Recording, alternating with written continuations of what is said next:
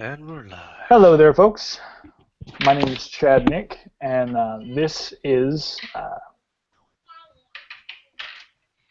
shoot. Sorry, I blacked out for a minute. No, this is a impromptu session for a Copper Jackal playtest.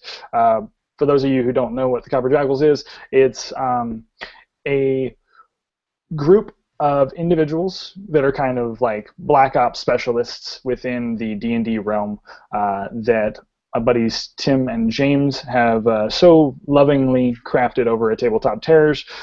The Absolute Tabletop supplement will be coming out soon, so I thought that we could just go ahead and run a quick little impromptu session known as The Man Who Sold the World.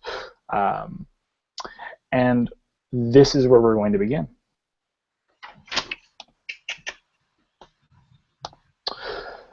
The two of you are a part of the Copper Jackals unit known as the Unfallen. And today they have sent just the two of you to investigate the disappearance of a man simply known as the Man Who Sold the World. He was once known as a quite powerful mage, and you know that whoever owns him, his body, or even his essence, could cause quite a volatile destruction in the wrong hands. As you begin, you are flying on the backs of griffins, ready to make your descent upon a floating citadel known only as the Compendium. It's an ominous black obsidian obelisk that floats within the bleak clouds. And as you rush to meet your mark, the closer you get, the more you can see that this place is guarded by what seem to be Warforged patrolling the facility. So I will go ahead and I will allow you guys to open up and introduce your characters for a second, and then we'll kind of just play around with some of the mechanics of the Copper Jackals stuff by me throwing out a bunch of different monsters and stuff your way. So, Asker, do you want to go ahead and start? Thank you. Yes. I'm playing a character. My name is Ásgeir Óttar. I'm from Iceland, so most people pronounce my name wrong, but I'm a forgiving guy. So I'm playing a character that I just rolled up called Jimmy Farnsworth because I had no other ideas. He's a human fighter and a wizard. It was a folk hero, but then since his early days in the village, fending off beasts and whatnot, he's since then became a little corrupt and dabbled into necromancy. Tempted by the dark side. But eventually found his way back to the path of righteousness and just being a good guy and all. And he did some awesome stuff and joined the Copper Jackals. The rest is history. And I have nothing to plug except that I'm awesome. No, that's a joke. Drum roll. Yeah. I'm just your more normal, cool gamer like the rest of us. Very cool, man.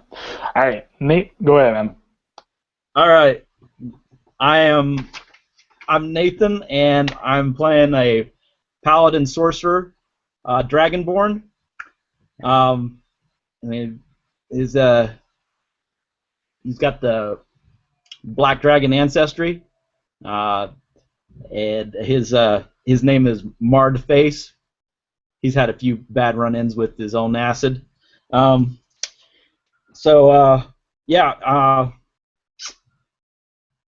Picture. I think that some people would be familiar with what's known as a blackguard. I'm the anti-paladin.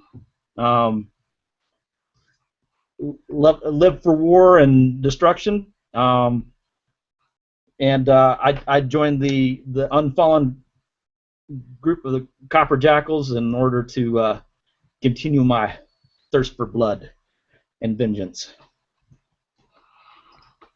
All right, sweet. So you guys are currently on the backs of these griffin, and you see that they start to descend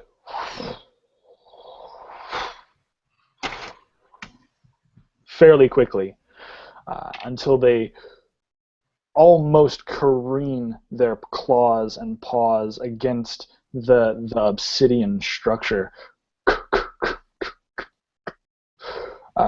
They get very close, and then they start to list and tilt you off, and you begin to dive bomb toward the structure. As we start, you begin to hear the cranking gears as you get closer and closer, and this vessel is massive. You're going to have to figure out a way to get inside the vessel itself, for it looks just like a black shard of nothing but obsidian rock that just glazes across this landscape. You can hear the runes and engines roaring in the underneath, but you don't see anything really keeping this thing afloat. You just hear that it moves. And as you're coming in, how do you guys want to enter this facility? I'll go ahead and let you guys kind of describe your descent onto the compendium, as it were. So we don't see an entrance to it then? I will say that you do see that there's sort of like around the outside edges, there seems to be walkways, like patrolling walkways. So you could probably get in through there. It's more like, it looks like, from afar, it looks like just a big giant block. But as you get closer, you start to see a railing, and you start to see that the Warforged are able to kind of patrol around the outside edges. So however you would like to get inside, there is you can definitely see that from the front of it, there is sort of like a captain's facility where they can kind of see and navigate the vessel. But other than that, there doesn't seem to be anything other than the railings that kind of line down the floors of this large, massive structure. Okay. And so we're falling to the compendium then, correct? Yeah, you guys are flying right now through you are flying through the bleak, through the clouds, heading towards the compendium structure. Okay. Okay, the Warforged that are guarding, do we see any of them nearby, close? So I will do we have say some this. place that we can land? And this facility is so large, you could probably find a spot to land on the facility without their knowledge. There are quite a few Warforged patrolling around, but the sheer fact of the matter is, if you found a spot that is fairly empty, which you can kind of see that there are a few where you could land, if you could do it quietly, you could land and you'd be okay to kind of patrol and get in unnoticed. okay. So as the griffins, we're on the griffins' backs still, Yes. right? Well, you can still be on the griffin back, or you can have jettisoned yourself towards the compendium already. It just depends on how you want to kind of throw your own flair towards it. Oh, I would definitely like to just be a little bit of, I don't know, maybe 10, 10 feet, maybe 20 Okay. feet, and jump off and do the break fall maneuver in the Okay. full plate, by the way. Love flow. Nice. and do that comic ninja Nice. stance, looking around, both hands up in different directions, looking around like I was doing it really smooth and quiet, which I was not on account of the full plate. In fact, you weren't. So much so that as you start descending towards the ground, you can hear yourself rattling. Just The wind chime. essentially, like a darting wind chime. You sort of fall, and you don't quite have enough to stop yourself, and when you smash, you dent into this thing, right? Like when you fall down, you land ninja style, but it dents hard into the obsidian, actually cracking the obsidian floor below you, and you can hear the crunch of Warforged sort of coming around the corner, and you hear this: "Hold. Who disturbs the compendium of locks?"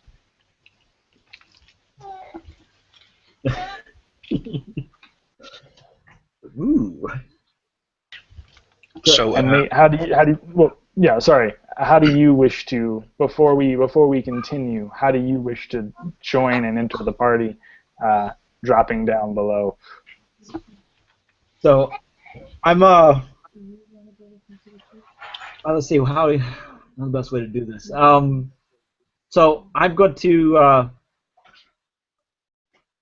I'm gonna basically offset myself, landing maybe 5-10 feet from Askir, and Okay. we're gonna tuck and roll and try not to bounce off. Gear. Ass Gear. Is that a Gear? Warforged name? Yeah. Okay. It's Jimmy. Jimmy. I'm sorry, Jimmy. It's Jimmy. Okay. His So. name is Jimmy. Let me. All right, I gotta remember that. Okay. All right, Jimmy. Okay. I'm just working so hard on trying to learn your name. Okay, hold up. Let me actually. I'm gonna write that. It's with an ow. Ow, scare. Auskier? Okay, I'm working on it. All right. Okay. And then Nate, what was your name? What was your character's name again? I haven't. What was it? Say again? What was your character's name again? Mine's. You can just call him Face. Face. Yeah. Face. So we got Jimmy and Face. Oh, they Jimmy should and have Face. Okay. That sounds awesome. I'm gonna throw Jimmy in Okay. your face. That's what it is. Oh yeah, but what about his copper name? So as you both land, you see this massive Warforged in front of you. State your purpose. Why have you come to the Compendium? This is a Warforged speaking that is close by. Yeah, so he heard you when you landed and you kind of slammed into the side. He heard you, so he came around the corner and he sees you, and now he is investigating. How far away is this Warforged? I would say you've got about 20 feet between you and the Warforged. So he came around the corner of a alleyway or a duct in the ship. See him about 20 feet away. He sees you, and so he calls out to you. Okay, and it's just the one. Just the one for now. Yes. Mm-hmm. Exactly. So, and it's Warforged. Frick. So much for necromancy. Yeah. That's exactly. Yeah, I'm gonna start walking slowly towards it. Okay. And say, "Hey there! Didn't see you." So, I'm from the Warforged Union, and we were coming here to do an inspection of your workplace and to see if you like to join the union. We're offering great insurance, and then when I get close enough, I just swing my greatsword at it.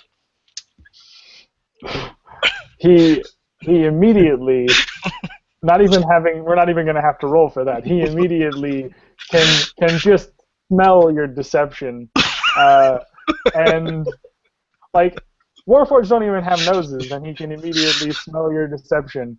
He just looks at you with a dead gaze. You smell less than metallic. You smell less than metallic for sure. He says, "You are Copper Jackals, are you not? Why have you disturbed the Compendium? What is your purpose?" So I don't get close enough to swing my sword at it. You can. You can certainly do that. Oh, I was gonna do You it. can certainly take a swing at him. He's still talking to you because he doesn't feel threatened by this. Okay, I'm gonna swing my sword at it. All right. That's a natural 20. Oh my freaking god. All right, Jimmy. All right, How Jimmy. does this keep happening? So Jimmy, tell me how Jimmy is going to just try to. How do you do this thing. criticals? So criticals, I usually just say you roll your damage and double it, but unless there is a Copper Jackal boon or something that will make that critical different.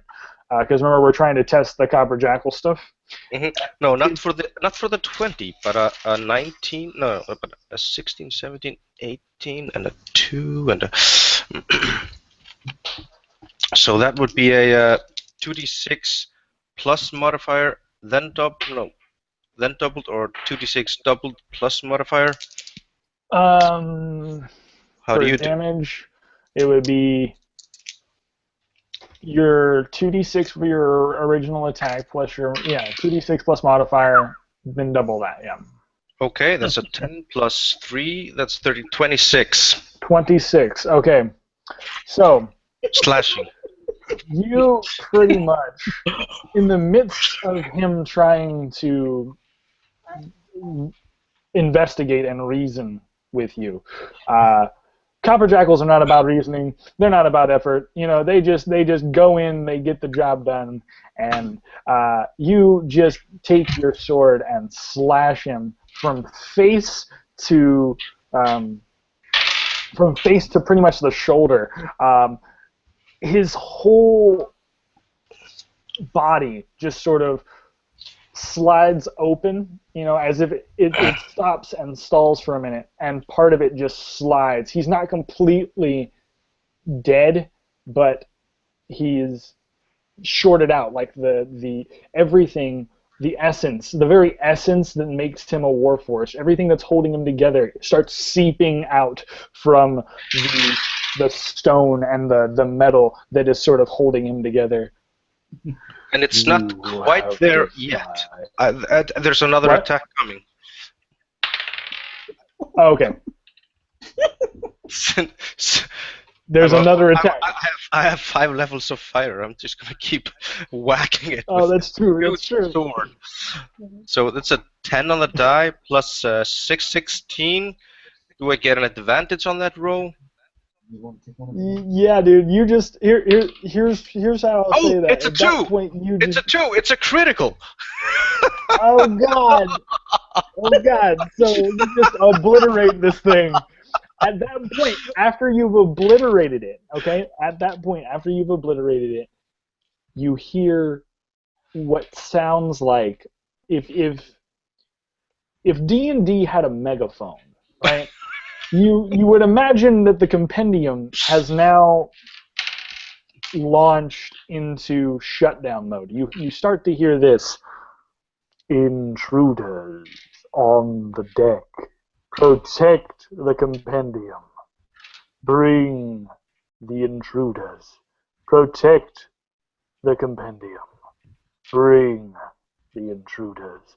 And there's sort of an alarm that just goes woo, woo, woo, woo, woo. And you can see that the alarm is actually these runes that line the entire ship. They start to glow this like bright blue against the reddish sky of the bleak, and it makes this like vibrant purple color as the lights just sort of blast along your armors and everything. As you start to run down the halls, you can hear the clomps of Warforged. You can hear what sounds like other beings too, and everything starts to sort of go into lockdown. You start to hear repeated locks begin to shut. Okay. Okay. Where's Face? I'm following right behind you. I was going to Okay, spray the guy. Okay. Okay. You can. As we're running, I say, you can take the next one. All right. So now with that, you turn the corner, and now you get into the Compendium, right? Like you turn the corner that the original Warforged was standing in, and you open this door, and you see what the Compendium is, and it's literally just rooms and rooms and rooms of holding cells. They look like glass, and they look as though it's almost like a collector's treasured artifacts, but they're not artifacts. They're literally creatures. You can see it's just wall upon wall upon wall of just collected items, creatures, anything that whoever built the Compendium believed was necessary is in this building. You know that your task is to find the man who sold the world. You know that he's here, but you don't know why. So, as you round the corner, you see that one of the very cells that are holding these creatures bursts open, and let me see what I can do here. Oh, okay. That's the way we like it. Bring it on. Bring it on. Big stuff. Now I get it. All right, and from the glass or whatever substance was holding this creature back, you see two massive heads come smashing through the holding cell. As you hear more Warforged try to maintain order, they're dealing with the chaos, and now smashing through is the face of what looks like just this disgusting, putrid creature.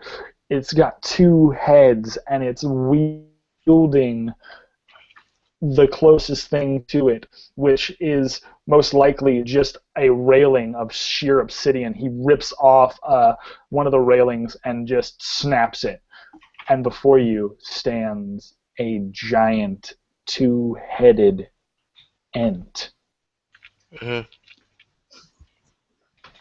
All right. So we're pretty experienced Copper Jackals.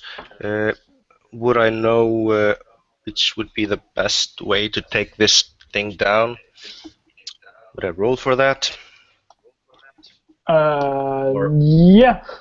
So I the first initiative though, because Nate, do you want to go ahead and try your hand at dropping some spells or doing some stuff on So just quick on question. this, and then we'll go ahead and How close are the Warforged?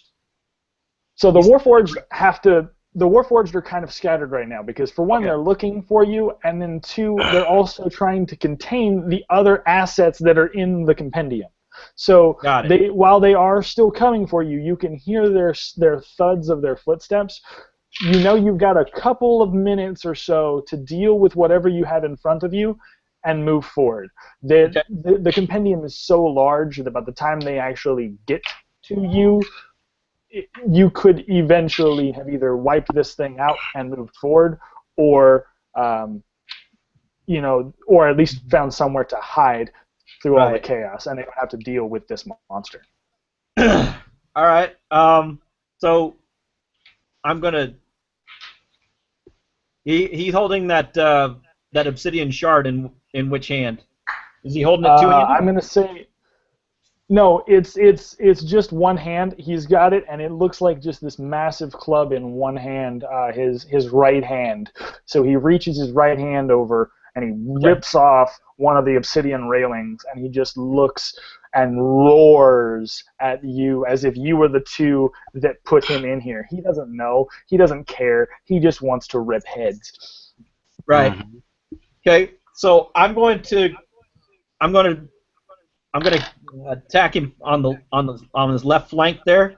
Okay. Try to draw his attention so that I can leave Jimmy to massacre him from behind. Okay. Sounds good. All right. So I'm holding I'm using my long sword, and then I'm going to do Oh, and I should note that if you guys do use any sort of Copper Jackal boon or anything, please let me know what you're going to be using, so that way we reference it for the playtest. Okay. Right. And I was going to use the I was going to go ahead and use the Eminence Quickness. Oh yeah, the Eminence Quickness. Okay, perfect, dude. Okay, so for those of you guys who don't know at home, I will go ahead and I will explain kind of what Eminence Quickness references. And let's see here. So let me get down to Eminence Quickness because it's where I was just here. There it is, Eminence Quickness. It allows you to cast a spell as a bonus action. So from whatever Nate's going to do as the face, he will be able to take another bonus action on top of that.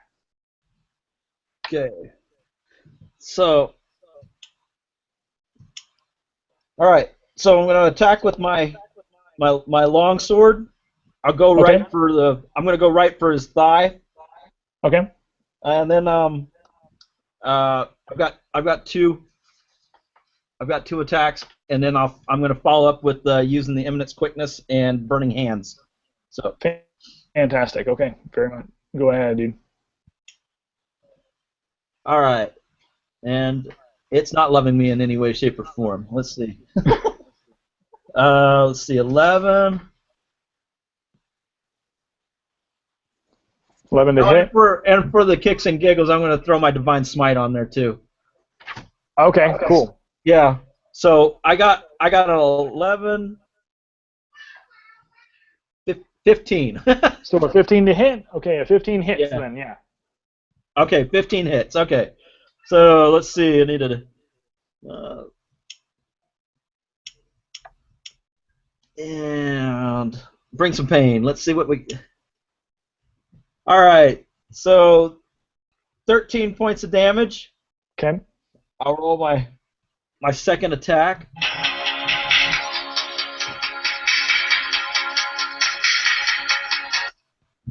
And let's see what we got. Let's see. Okay, I got a 14.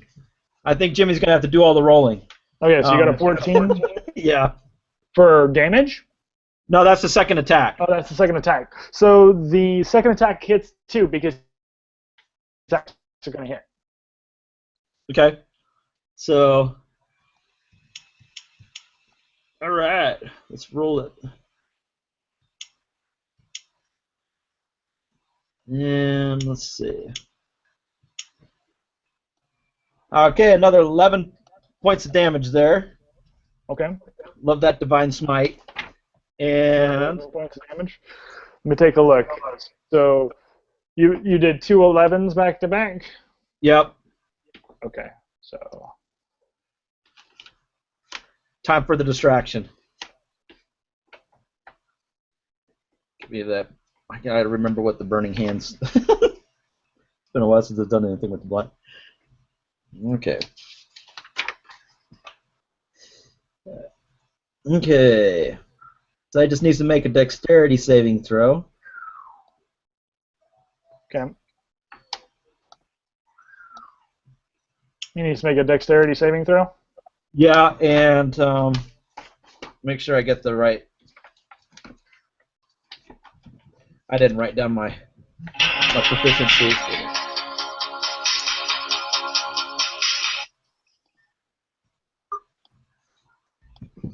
All right. Dang it. I've only had the book for 6 months and it's already falling apart. You're I getting got a lot pieces of good of- use out of that, man. Yeah, it's been well used. Make sure I get your right. There it is. Should be a. Let's see. So my proficiency is at an 8. So, and my charisma modifier is a 4. Nope, it's a 3. So 8, 3, 11, 19. That's a spell save. Okay, so that's.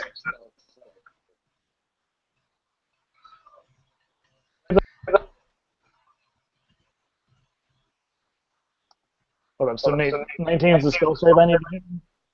Yeah, 19 is a spell save. Yep. He just barely makes it. I rolled a nat 20. Okay, natural 20. All right. Yeah. Okay, so on a failed save, and so you take half, or let's see, you're gonna take 5 points of damage. Okay, Come cool. on, light me on fire. That's 30 points of damage. So that's, well, it's 20. Cool, so let me get that.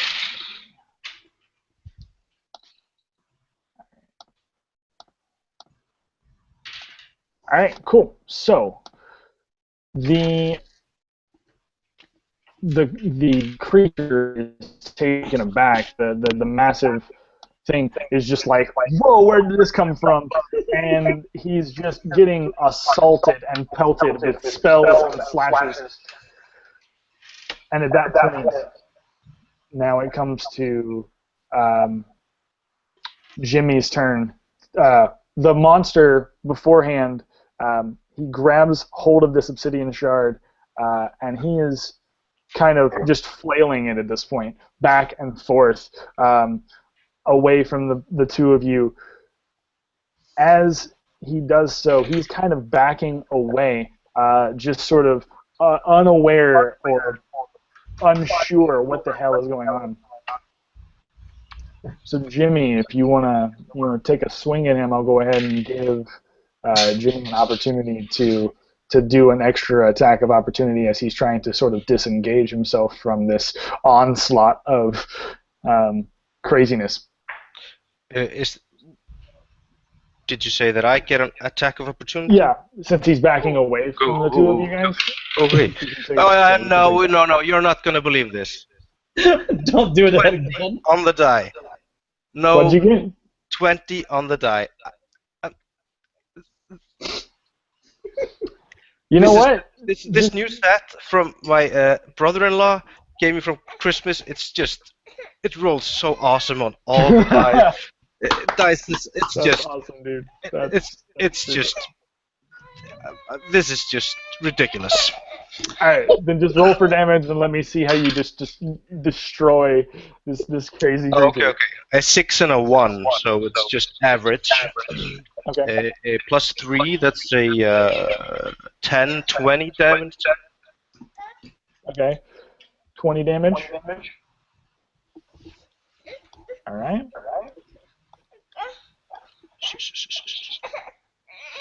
Nej. Þú ert með teninga hér. Gjör svo vel. Nei.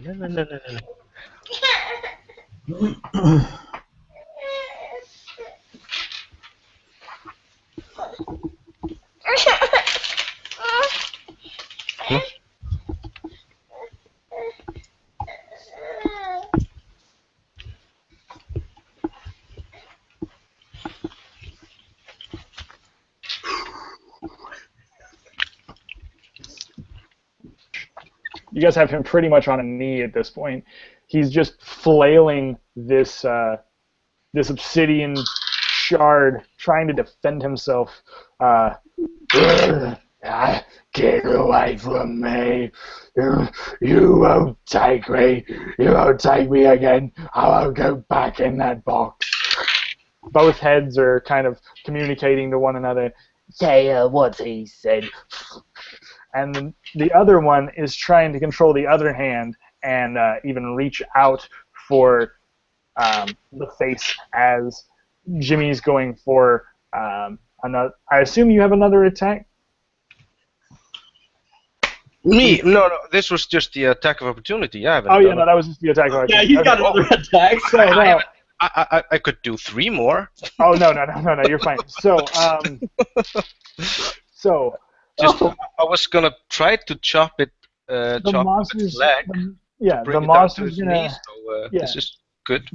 the monster's gonna try and make an attack here.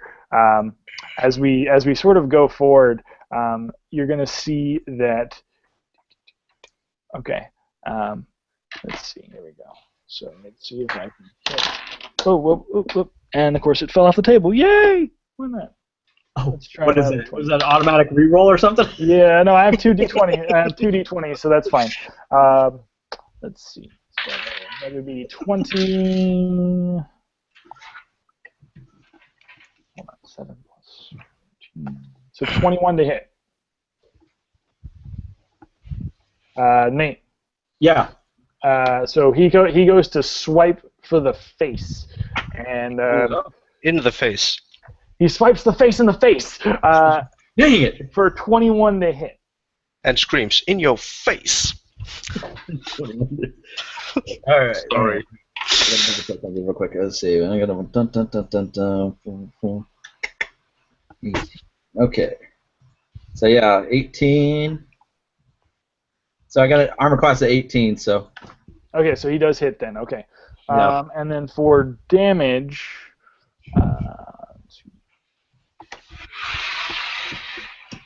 Okay.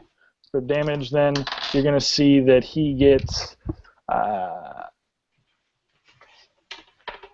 Not the face! Not the face! So you see this giant shard of obsidian come flail around, and he just cracks you across the side of the face for 11 damage, just blasting you against the wall, the other wall of, and in doing so, you sort of like tumble against the glass of another cell, right? You tumble against the glass of another cell, and let me do something real quick as we go forward. You start to hear howling in this cell, right?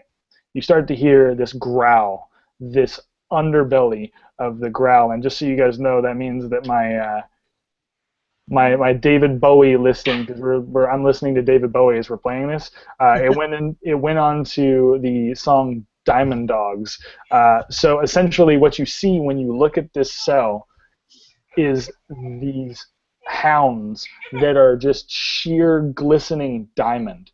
Their faces and everything are just the sharpest crystalline glass-looking creatures, and they have this sort of vibrant echoing to their growling and their howling, and they are just slashing at this glass, just this glass that's holding them back. Somehow it's magically just holding them and resisting them. But you imagine that if they put enough force, or if you put enough force against this glass, it's gonna shatter. So you slam yourself into that, and then they take an opportunity. You can hear the glass crack. They take an opportunity to sort of slam themselves into this, and now you not only have to deal with the almost crippled, double-headed Enton, but now these diamond dogs that are on your back. So the diamond dog sort of smashes out of the glass and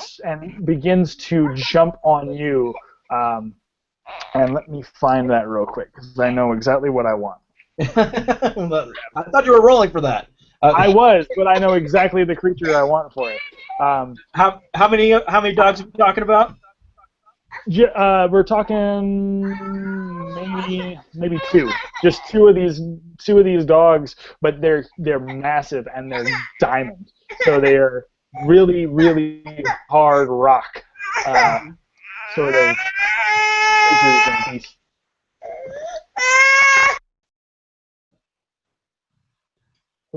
Hold on, making sure that I'm still staying with you guys here. But yeah, so as this all happens, now that you've gotten hit in the face, the dogs break out of their cell and they begin to try to gnaw at your face. So I'm going to try to, if you want to make an attack, I'm going to really quickly try to make an attack to catch you off guard, because obviously you got slammed into this thing and they broke open. But right. If they don't succeed, I'm going to give you an attack of opportunity. Like if I don't roll to hit you, I'm going to give you an attack opportunity in that case, okay? Okay, sounds good. All right. So, and they're definitely going to miss, because that's a 9 to hit for them. So you see them jolt out of the cell, angry, and you can still hear the Warforged in the back still trying to come up the cell. The dogs, though, echo. Their growls are echoing almost this eerily beautiful, like siren-esque thing, because they're vicious, but the sound of the diamond rattling around in their mouths is just beautiful. So you hear that, and you get an attack to kind of throw them off of you now, because they definitely missed. They're snarling and snapping, but they've missed you. And so you're going to get an attack, and also Jimmy's going to get an attack to try to save you, because he's in the position of trying to defend the Enton and you in this whole scenario. I'll give you guys attack of opportunity to do that. All right. So my attacks were a 17 and a natural 20. Okay, perfect. So I will let me take a look. So both of those are going to hit if you do both attacks. Right. Okay. And then let's see. So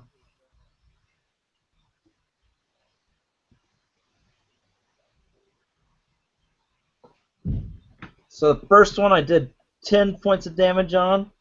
Mm-hmm. Wait, hold on a minute. Take that back. My bad. Wrong die.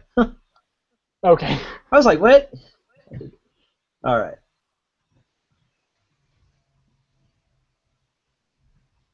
Okay. So 11 points on the first one, and 12 points on the second one. Okay. And then on a bonus action, I'm going to use my acid breath weapon. Oh wow. Okay. Cool. Yeah, man. Do it. Do it to it. All right. Let's see what we got here. Okay. Thought we had an attack of opportunity here. You do, yeah. You will here in just a minute. So Nate's going to do his first, and then you have an opportunity to try to help him out, or you can go for the Enton. So I'll give you a choice. There are two diamond dogs that are attacking him, or the Enton, and you can attack any of them currently on this floor as you're going about it. Okay. Okay. So you need to. It's a 15. It's a DC 15. Okay. DC 15. Okay. Yep. To make the breath weapon save? Okay, so they make the save. Oh, that's not. They do make the save for the breath weapon, but you did get them really good. Do you want to have both of them go towards one, or do you want to have each attack you made go towards each individual one? Well, I'm only carrying the sword one-handed, so it would. Let's just go the sword to the. So I'd be turning around. So yeah, you'd be turning around. They'd kind of be trying to like maul on top of you, and so you. Yeah, I'm going with the sword in the right hand to the one on my left. Okay. I would have struck him twice. Okay. And then the breath weapon would have hit the. It's a spray, so I would have hit whoever was still in front of me. Okay, perfect. That works. And then if they both made their save, then it's 5 damage. Wait, hold on. 5? No. Oh, I gotta add one more die. Hold on a minute. Okay. No problem. 10, 16. It would have been 8 points of damage apiece. Okay. 8 points of damage apiece if they make their save. Yeah, if they made their save. Otherwise, it's 16 on full. All right. So you pretty much on one of them, the one that you hit with the sword, you send him sort of clattering backwards into the glass. You see a shoulder of his just kind of shatter a little bit again. Kind of clink against this obsidian and sort of shatter the obsidian next to it. He's thrown off. And clearly injured, but he gets back up, and the other one that you tried your breath weapon against, he gets kind of scorched, but scorched just sort of goes over and washes over the diamond, and he just sort of glares at you like, how dare you breathe on me? Sorry. Breath mint. Breath mint. I need one. Okay, so going forward. All right. Jimmy, how would you like to proceed, my friend? So, I'm a little bit confused. I thought I had an opportunity attack. You do have an attack of opportunity. You just need to choose whether or not you're going to attack the two dogs that are attacking the face, or whether or not you want to attack the Enton who is currently on one knee. I would attack the Enton. The Enton, okay, cool. And as a matter of fact, I would try to take off its head. You're going to try to take its head off. Okay, are you going to be using any extra boons or anything going toward that? Oh no, just the boon of Jimmy Awesome. Jimmy Awesome. Okay. So that's Jimmy's awesome. 18 to hit. Okay, that hits. Yep, I remember because I'm keeping track of that stuff. Yeah, it hits. Okay, that's a 7 points of slashing damage. Okay, so you are. He's down, but he's not out. He's still frustrated as all get out, and he's flailing around. He's trying to hit you as best he possibly can. And as you hear the Enton roar out, get away from me, you! You start to hear the Warforged get closer and closer. The intercom begins to say, "Intruders on level 3. Intruders on level 3. Lock down all gates. They must not get to the Chosen." And you assume that the Chosen means the man that you were sent to find. But you can start to hear them get closer and closer. So within a couple more rounds, I'm going to go ahead and say that the Warforged will be within your range. They will start to attack you. Okay. Okay. Oh boy. Okay. So would that be my turn then? No, yeah, you're so you hit for 6 points of damage. Okay. 7 points of damage, You but hit that for was 7 an points. opportunity attack. That was the opportunity. No. So I now still you haven't. get your attack. Now you get your round. So that was your attack of opportunity. I'm going to go ahead and give you your round, and then the monster will go after. Because All it right. was because of the way that we did things, I kind of jumbled up the initiative order. The monster should go first, then it should be Jimmy, and then the face. So because the monster's on one knee, I'm gonna wait, and you got an attack of opportunity. I'm gonna let you go first, and then let the monster go again. So yeah, I'm just gonna finish him off. Okay, just bring him to his knees, and we'll go for it. Taking off his knees. I thought he was on one knee. He is on one knee right now. You want to take him out? You feel free to go ahead and take him out. I'm just gonna continue trying to take its head off. Take its head off. And a 2 on the die because of the awesome critical, the copper critical boon. The copper critical boon. Yes, You get another critical. I get a critical hit again. Dude, That's insane. Yeah, that's too many criticals here. So many criticals. I have a 15% chance to make a critical hit. You pretty much do at that point. And I have a 15% chance to make a full damage also. Yeah. As well. So that's 30% chance to make a severe attack with a greatsword. Okay. And keep in mind, folks, this is a wizard. So that's a 12 points. No, that's 24 points of slashing damage to that thing's neck. Does it come off the head? Oh, you end this thing. As the head flies. Describe to me how you just obliterate. Oh yeah, I took its head off. I just clean through. Yeah. Head flies in the air, rolling, or not rolling. He's got that beautiful spin move. Yeah. Then I just with my right hand off the sword, point it Tony Stark style, and shoot the dog with a ray of frost. Oh yeah, dude. Sick. And you just it's just Tony Stark style. It just. Okay. And it looks how much damage is exactly the Iron Man and it looks exactly like Tony Stark's thing. Okay, that's 18 on the die, so it's full damage. That's a 8 points of cold.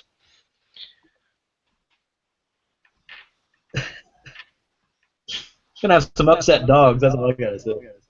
Yeah, but their movement is now -10.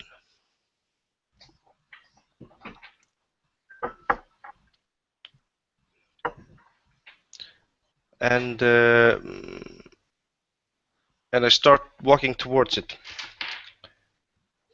Both hands on the sword, menacingly walking towards it. In the faces. I'm gonna get it in its face. Yeah, it sounds good.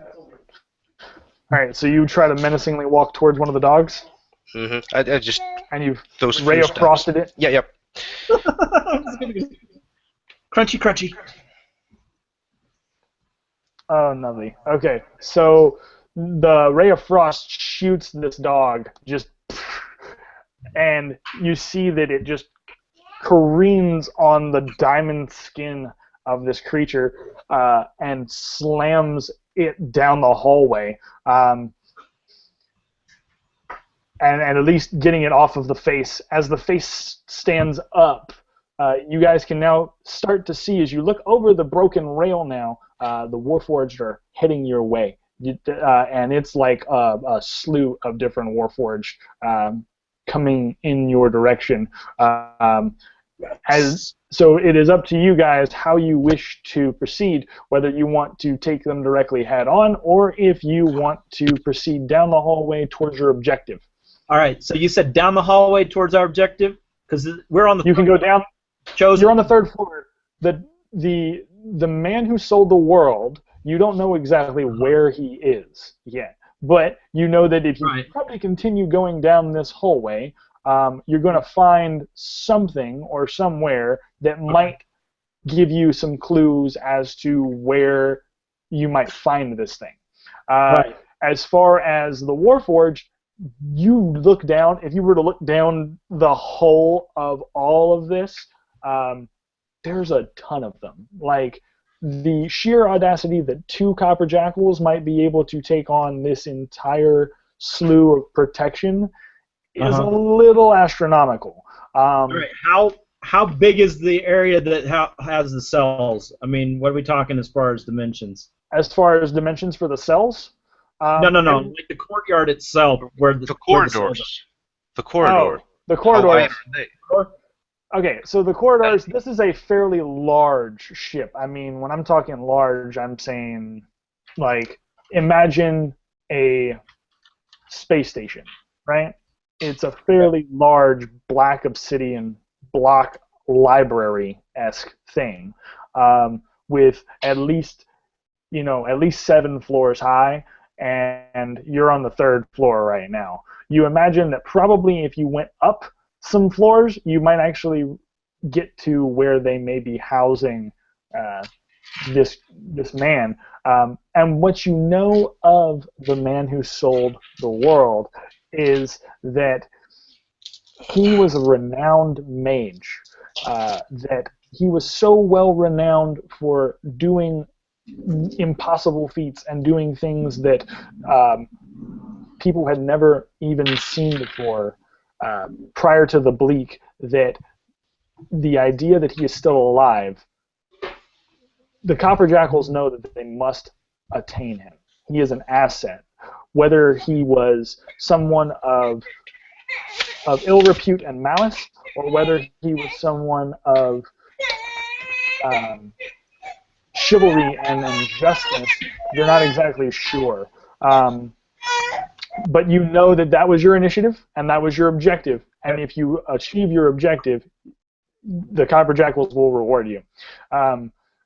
You have an option now to go up, down, however you'd like. But as you continue, you notice that containment of this facility is just getting out of hand.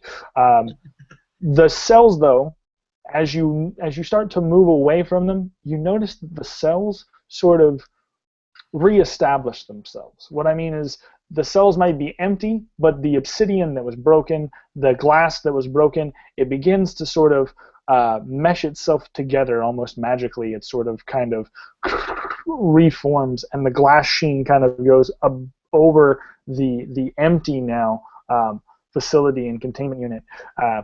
As you sort of continue down this hallway, you start to see tons and tons of other contained creatures. But the idea is that if you go up, you will probably find either a better vantage point to find where this person is, or you're going to find the person yourself. So.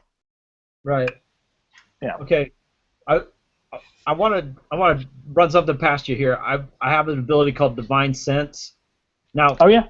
I'm kind of an evil guy, so I could try and cast it the other direction and try to detect something of a good nature. That's what I want to see if I can do. Okay, so you do want to cast like a divine sense in the sense of divine good nature. Yeah. Yeah, dude. I will gladly say you can go ahead and do that. That would be perfectly fine. Okay. Let me just. What's the radius on that though? Like, what's the radius on that as far as? Give me a second. All these new. I just played a monk last week. Now I'm playing a paladin here. So. Okay. 60 feet. 60 feet. So it's okay. got to be 60 feet in front. So the dogs begin to chase you two as you're going down this path, but you begin to want to at least cast the spell. So as you're running, you're casting this, and you are able to get about 60 feet. The 60 feet goes, I assume, in a full radius of you, right? Like top, bottom, everything. It's in front of me, so it's gonna be probably it's gonna be like a Like a semicircle. cone. Okay. So as you're going forward, you begin to feel definitely this presence above you. So you're going to have to go floors above. Okay. Is that it is within sort of your range. You're getting close. As you start to get close, here I'll go ahead and roll it again. Here we go. All right. Gotta roll myself. The dogs. Let me roll again. As you start to get close, the dogs are chasing you, but let's see. I would shoot it with a ray.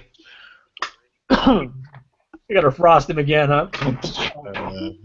No, actually, I would do a. Are both dogs chasing? No, the one. It's just. No, I think they both picked up. Just they both got up and they're both chasing at this point. Yeah. Oh, I thought one died. Splattered. Oh No, no. He got. You sent him You sent him flying back, but he's not dead yet. He just got sent flying backwards. No, I thought the face, stabbed him a couple of times and Oh yeah, no. That Braided. one. braided really That good. one's pretty close. That one's pretty close to death. He's not completely dead, but he's pretty Okay. close to death. So he's hobbled. So you've only got yeah. one really chasing you. Then I wouldn't shoot a ray of frost at it. I would do the chill touch. Yeah. Chill touch. Okay. Cool. Oh, yeah. Chill touch. Yo, chill. Chill. Sit down. Yo, he even comes with his own action words. God damn it! Now it's a 3. That's not good. That's not good. No. No. So essentially, you go to try to reach for this thing, and I'm gonna roll for. It's a ranged attack. Oh, it's a ranged attack, so you can Oh, yeah. you can shoot it. Oh yeah, Okay. it's a spectral hand hovers. You try to chill touch it, and it sort of veers out of the way, and it just barely grazes the side of its face, and you can see it's like pissed off and just gnarling at you now as it starts to rush down. You hear the ting ting ting ting ting sort of clacks of the diamond against obsidian, and the claws that just sort of I don't know. as it's chasing you. I don't know if I would hear that because on account of my full plate clank clank clank clank clank. Oh, clanking. Okay, that's true. That's true. Good times. Sound. He's chiming in. I got that full plate of comfort. It has that joints with cotton on it, so it doesn't make that clanking sound. Cost an extra 500. Okay, let me see. The luxury type. We must be a pretty funny looking sight. I mean, we're both in I'm in black myself, so big old Hey, tails so- sticking out the back, little wings. Okay, so here's how I imagine this going down, guys. As we're getting, because we're working on doing this playtest here. So I'm gonna throw some big stuff at you now. I just want to just to play stuff, just to play around with some stuff. As you're going down this hallway, you start going up the stairs, and you start to see the bigger and the badder stuff is on the upper floors, right? So as you get down to the end of the hallway, the dog is chasing you, and you start to get to the upper echelons of the floor, and you start to see the larger creatures in these glass venues are just sort of waiting in. Let me see what you. How wide are the stairs? So the stairs are pretty narrow. You guys are gonna have to go like one at a time. Oh. But you'd have to. Yeah, you have to go one at a time up the Okay. stairs. You can't kind of flank each other on each side, but you go up the stairs. You can hear now that the Warforged have now gotten to your floor, as at the very end, at the other end of the floor. So like the way that I imagine it working is that there are two sets of staircases, right? One set is on the right side, one set is on the left side, but there's this long hallway on each end. Mhm. So you guys have gotten to the hallway on the right side and you're going up the stairs, they're coming up from the far end and they see you and they are just motoring as fast as they can. You hear the clanking of the Warforged units just sort of stop the intruders. And then I'm going to say that this is what you're going to see. Give me 1 second. I have a couple of I'm questions. rolling. I have a couple of Yeah, man. questions. Feel free to go in. Okay, I know how wide the stairs are, the corridors, or how the corridor is much wider, I guess. The corridors are much wider. So the stairs are pretty narrow, but yeah, the corridors are fairly wide. How much wider? Are we talking? So 20, I imagine 20 feet, that if we 20 feet across. 10 I would feet? imagine that the corridors are probably 20 foot across. Okay. And you've got at least So when we were 200 feet. You probably have 200 feet of corridor between you and the Warforged at this point. How close are the dogs behind us? The dogs are fairly close though, because the dogs as soon as you guys took off, they were right behind you. So the dogs are trailing you. When we reach the top of the stairs, I just turn around and point the longsword and let them run on it. Oh, okay, cool. So you're gonna point the longsword and let them go on one knee, just point it forward when it comes, stab it, let it thrust on it. Okay. Yeah. So I'm gonna deliberately slow down so it's right behind me and do the quick turnaround, thrust. Okay. You want to roll for an attack then? Yeah. So give it all. I don't know. Would it be a surprise attack? It would be a surprise attack because it doesn't see you. Like, it knows that you're there, but if you're going to do that and you're going to stall to do that, then yeah, it would be a surprise attack. You go ahead and take it. So that's with an advantage. Yep. Give it all you got, buddy. Because I have problem hitting, That was a joke. That was a joke. It's a 14 on the die. That's plus a 20. 20 to hit. 20 to hit hits. And that's 2d6. So 10 points of slashing.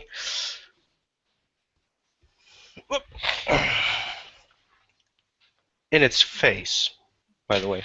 Okay, so what I imagine is this dog sees you, like it's not expecting it. It just sees this thin sheet of metal, and it slices out, trying to bite at your ankles. And instead of biting at your ankles, it bites at the blade, and the blade shatters this thing.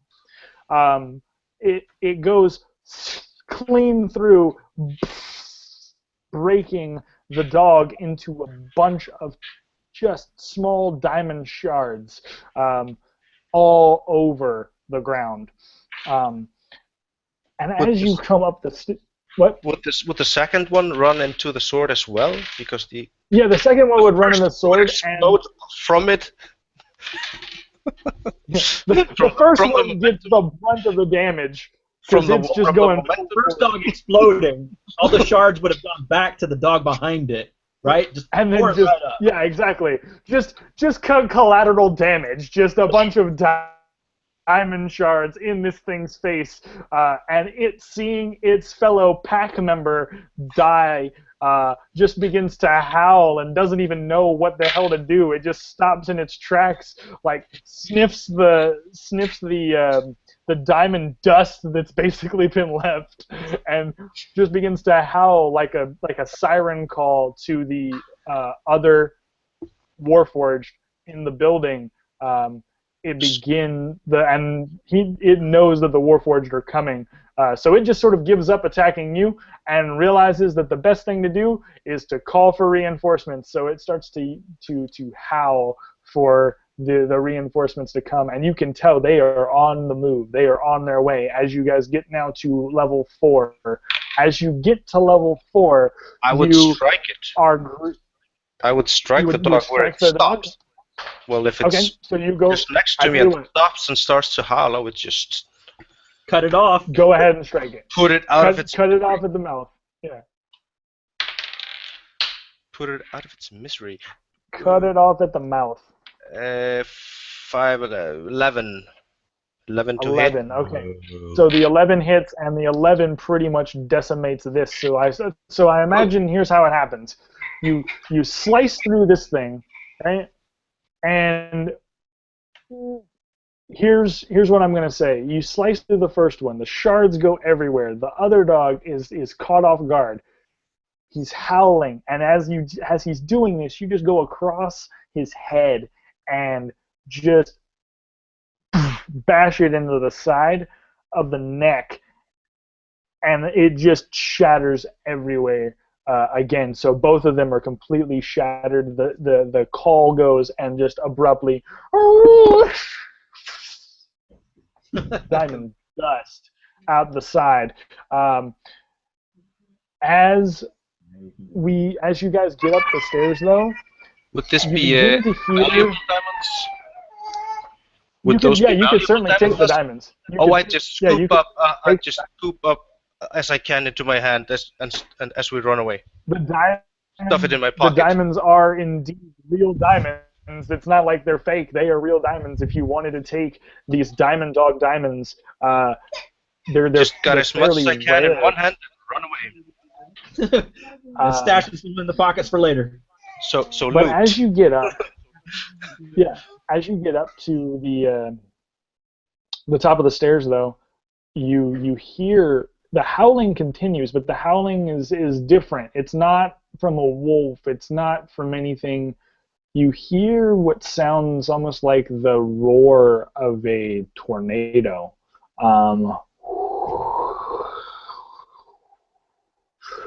And it's such a howling, and then another shatter comes from another one of these rooms. The glass that was magically holding this creature in place comes blasting off, and almost the full sheet just comes sailing through across the corridor here, over the railing and down to the floor. The Warforged stop in their tracks halfway through, but you now see standing in front of you on the 4th floor is just this essence of nothing but howling wind. It's roaring, and it says, "You have come for the man who collected us all, the one who seeks to save us and keep us for his own." And it in front of you is indeed like this swirling vortex of an air elemental. Yeah, that's what we like. Get some.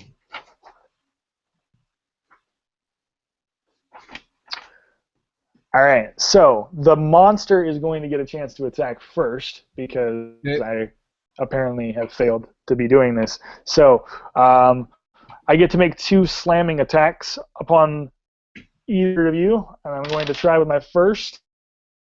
A 20 get to hit either of you.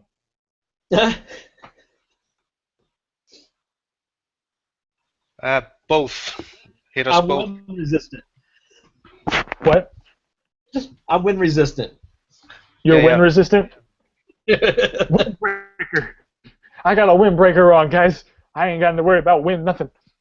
But yeah, 20 to hit doesn't hit either.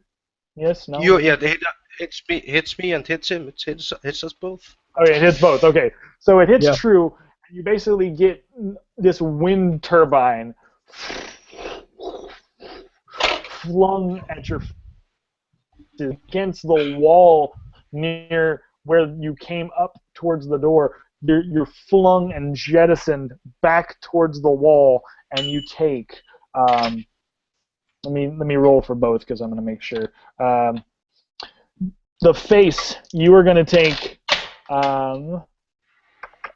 12 points of damage as you as it just slams you into this wall. And then Jimmy, you are going to take a 13 points of damage. So both of you just get jettisoned as you're not really paying attention. As you're working on gathering up these gems, you get slammed against the wall of this room. The obsidian cracks under the pressure of the wind, and it's basically trying to suffocate you at this point, just slamming you against this. You will not succeed.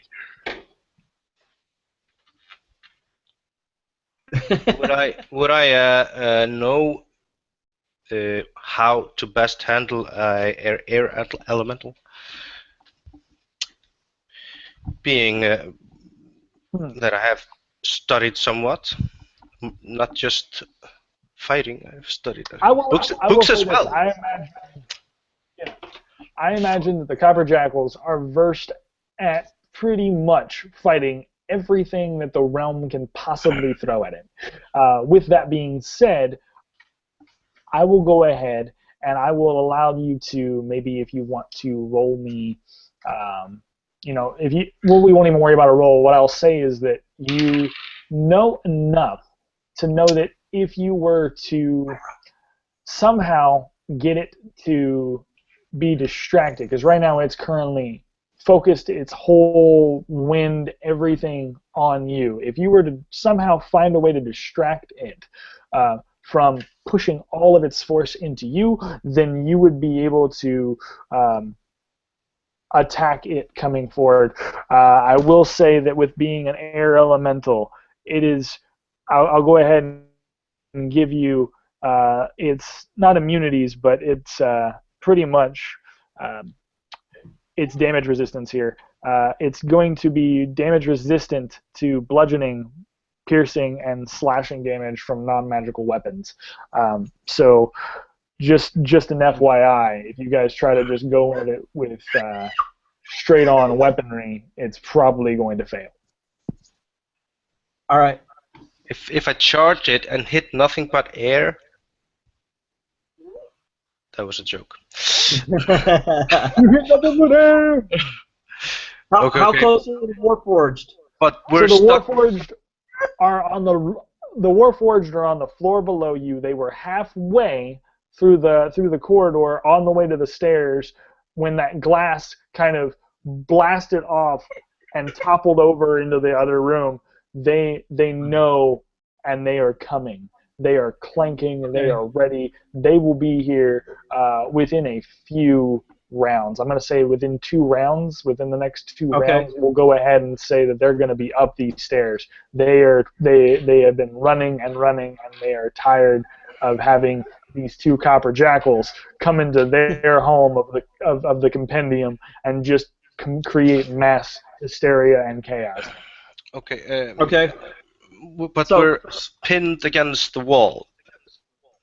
Right now, I will say that you were slammed against the wall. I won't say that you're pinned, but basically imagine it like this: you get slammed against the wall. You're going to be, you're not prone or you're not dropped.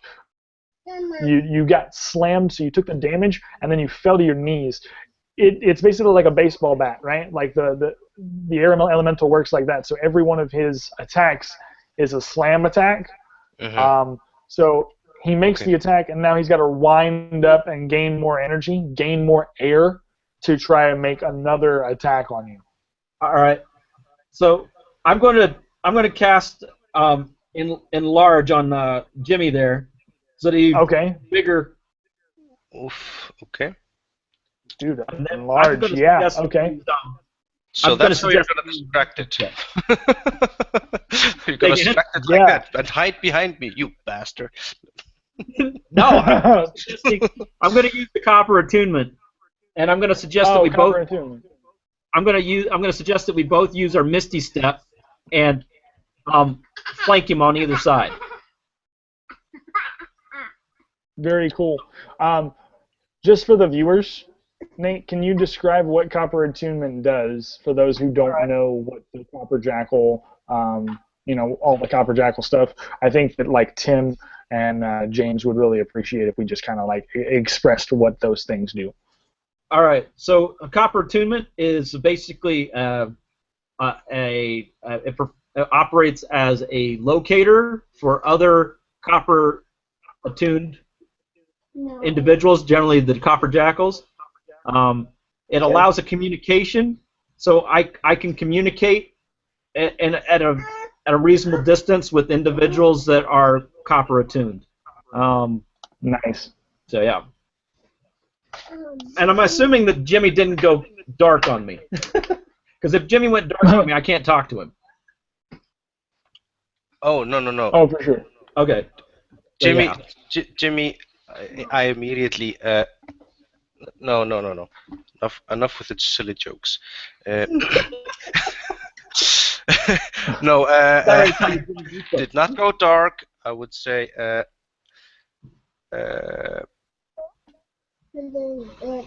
Misty step on each side. Okay.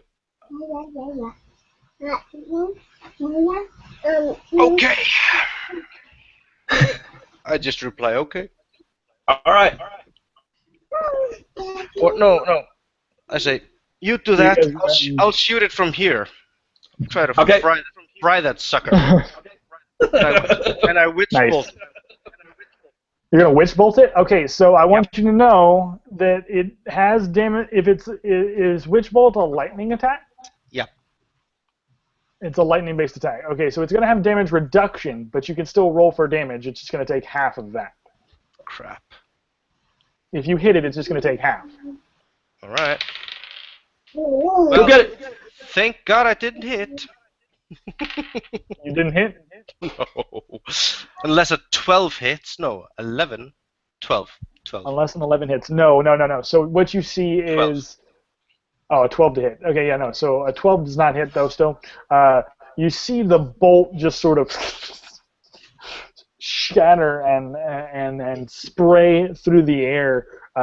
As that happens, the elemental sort of wafts to the side, wafts back, and then you hear it roar, and a wind gust sort of blows towards you. Not nearly as hard as the slam, but just almost a deafening roar.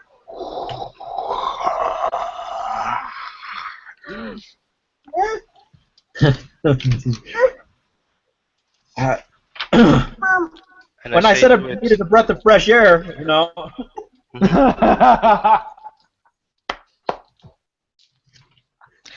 and as this happens, I look at it tauntingly, and I say to it, "If you want me to understand you, you're gonna have to speak up." Oh man, it's great. Okay, the elemental glares at you, and then so face. You now have it is your turn. You were up before the elemental or before the Warforged get here. You have an opportunity now to go ahead and try to make an attack. Get through. Maybe the best thing to do is just try to get through this air elemental, because the air elemental is just pissed off at everything. Just like all of the things that are in here, they're pretty much pissed off at anything. Whatever breaks open or whatever makes their cells. Whatever they see first, they're going to attack. This creature believes that you are responsible. It knows who's responsible, but it believes that, all right, cool, I'm going to attack the first thing I see. And obviously the two of you were the first thing it saw. You have the ability now to make your attack or try to figure a way to escape, however you want to see fit. Okay, so how tall is the ceiling? The ceiling, I would say that each ceiling you have about, so the corridors are 20 feet wide. I would say that each ceiling for these has to be at least 30 feet tall, if not more, depending on the creatures that are within it, because each cell is designed to fit the different sized creatures. Right. So okay. You got to imagine that 30 feet or more.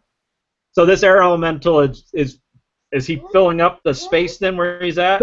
The air elemental is fairly large, but I would imagine that he's not super massive.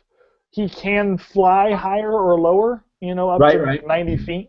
But for the most part, he's not filling the space. He only has control of the air around his visage. Okay. And trying to move through it's going to cause a reduction in movement, right? Trying to move through it. If you were to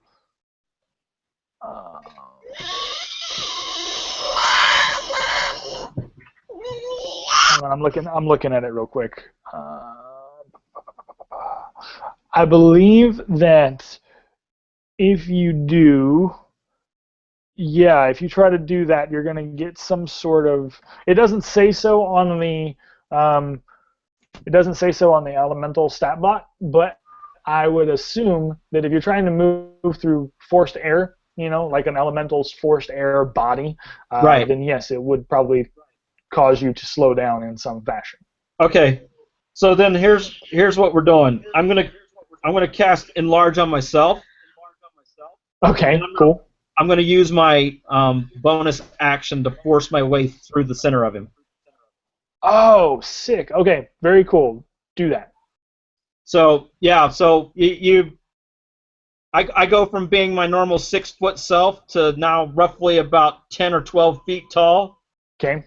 Big hulking shadow in big black armor, and then I make my standard move to push through him.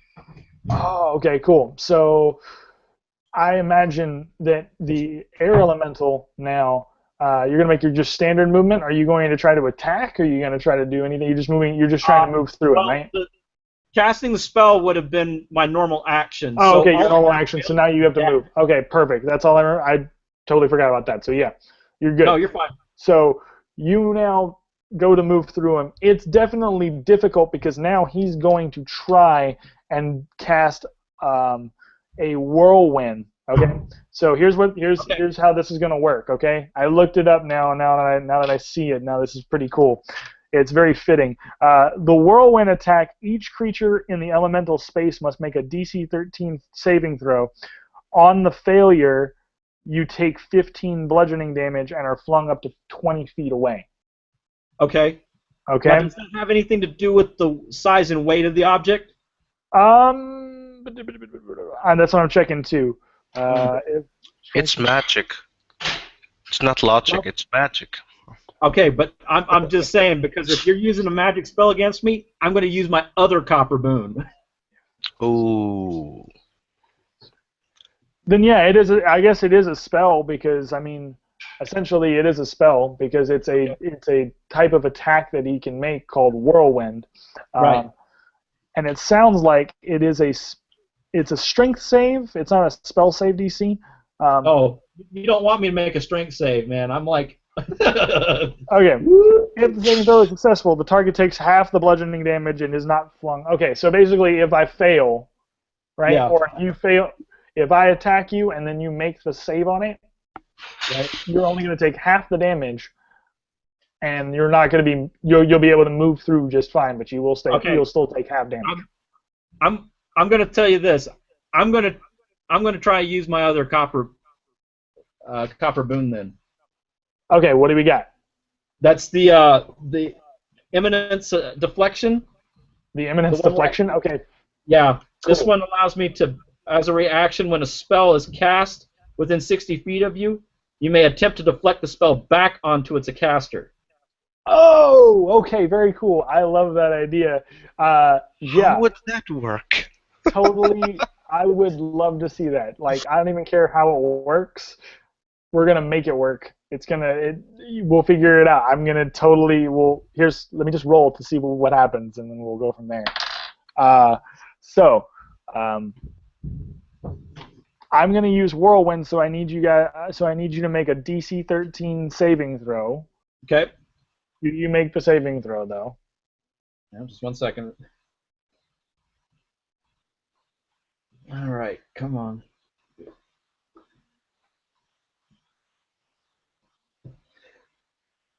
All right, saving throw, saving throw, saving throw. Yes, I make the saving throw. Sweet. Okay, so you make the saving throw. You are going to take half. Let's see. So that would mean you're going to probably take 7 damage. So I essentially assume that or you're not going to take any damage because you're trying to counter that, right? Right. You're going to use the eminence.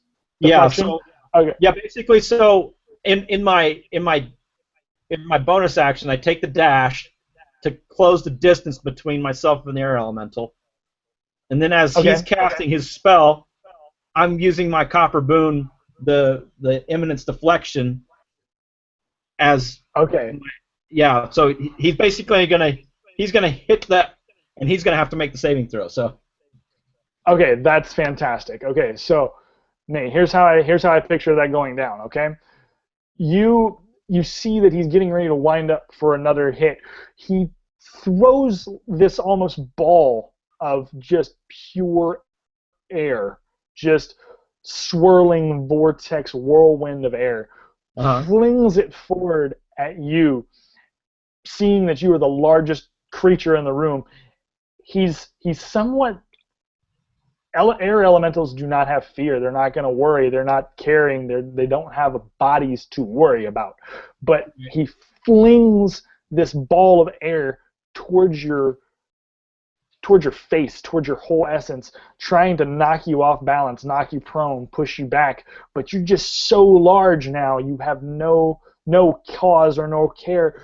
And as you swing around, I imagine you kind of just position yourself right enough to where your dragon tail that's swinging out of the back comes and just clips it like a baseball bat and hurls this ball of just whirlwind vortex. You hurl it back into the mouth of this creature. It's open maw just spewing out air, and it just eats its own whirlwind, and it gets.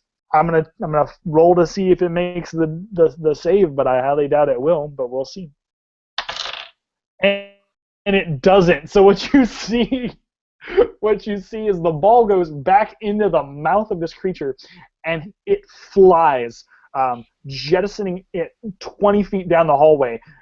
It just sort of wafts down the hallway, and it's not dropped, it's not knocked prone, but it's certainly pushes its own body back 20 feet from where it was.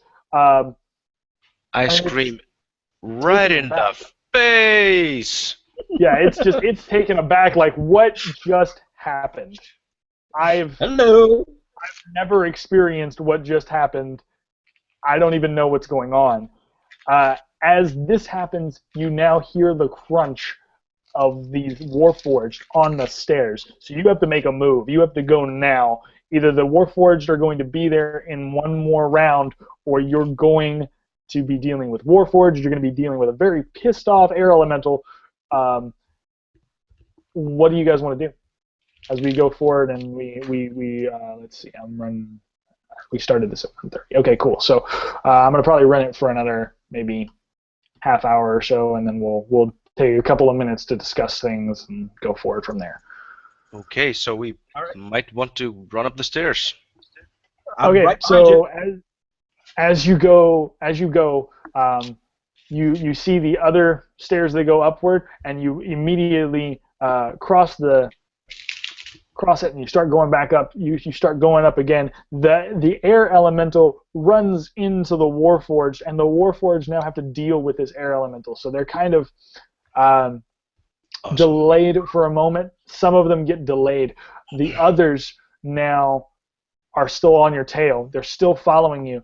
They haven't quite made it, but do they run up the stairs behind us?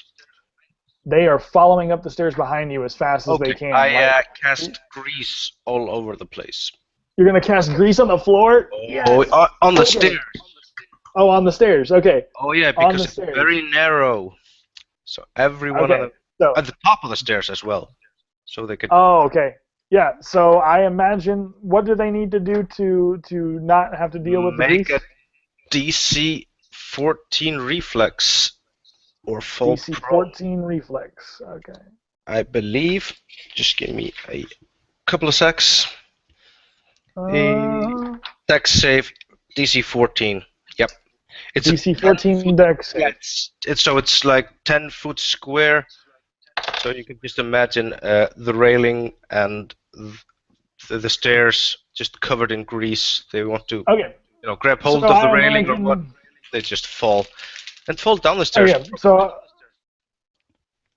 So I imagine this is how it's going down. You see like 10 of them coming up the stairs.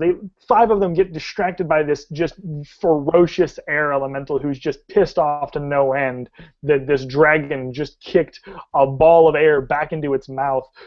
It's just going for whoever, and it's now slamming 5 of them, trying to distract and detract them.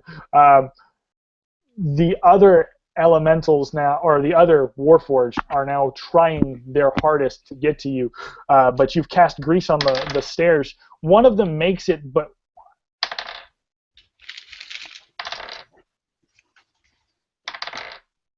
so 3 of them make it, 2 of them don't. So you see 2 of them just start coming up, and then they slide down. Just Yeah, I'm gonna charge the first one up the stairs and try to knock it back.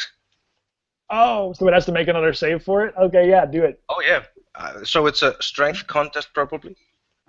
Okay, yeah. And don't forget, he's a much bigger guy now. Oh, he is, yeah. No. It's a concentration spell. I'm small again. No, Concentration I'm just spell? saying, when you Oh, when yeah. you hit him, He's bigger. Okay, yeah, no, I got it. So we're good. Crap. What are we rolling for? Strength, you said? I'm rolling for Strength strength. contest? I'm Okay, rolling strength for strength. contest. 14. So I got a 17. Fuck. So you see the Warforged, like, come up and just, you go and try to slam into him. The Warforged just stands there and grabs you. Right? He just stands there like you just headbutted him in the chest. Even though you're larger, even though you're massive, you just like try to go and headbutt him in the chest. Oh, you're I'm not, not right? No, Because because okay. first I was enlarged, but it's a concentration spell and he cast it on himself. Right, okay. So it goes Okay, you got from it. me to him. Gotcha. So what happened is you see your head just go into this thing's chest.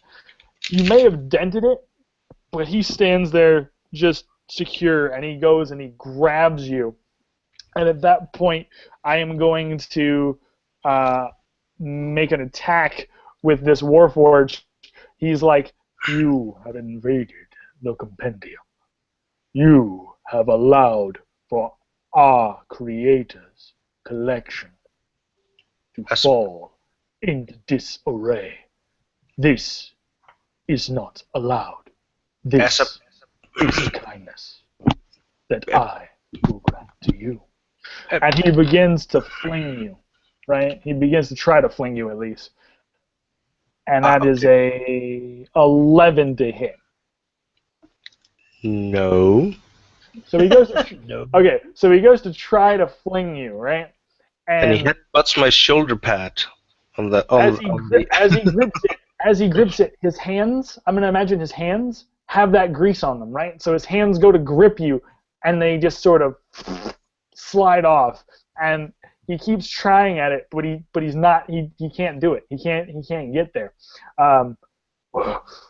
You will be ours. The Compendium will not rest. You will be our collective.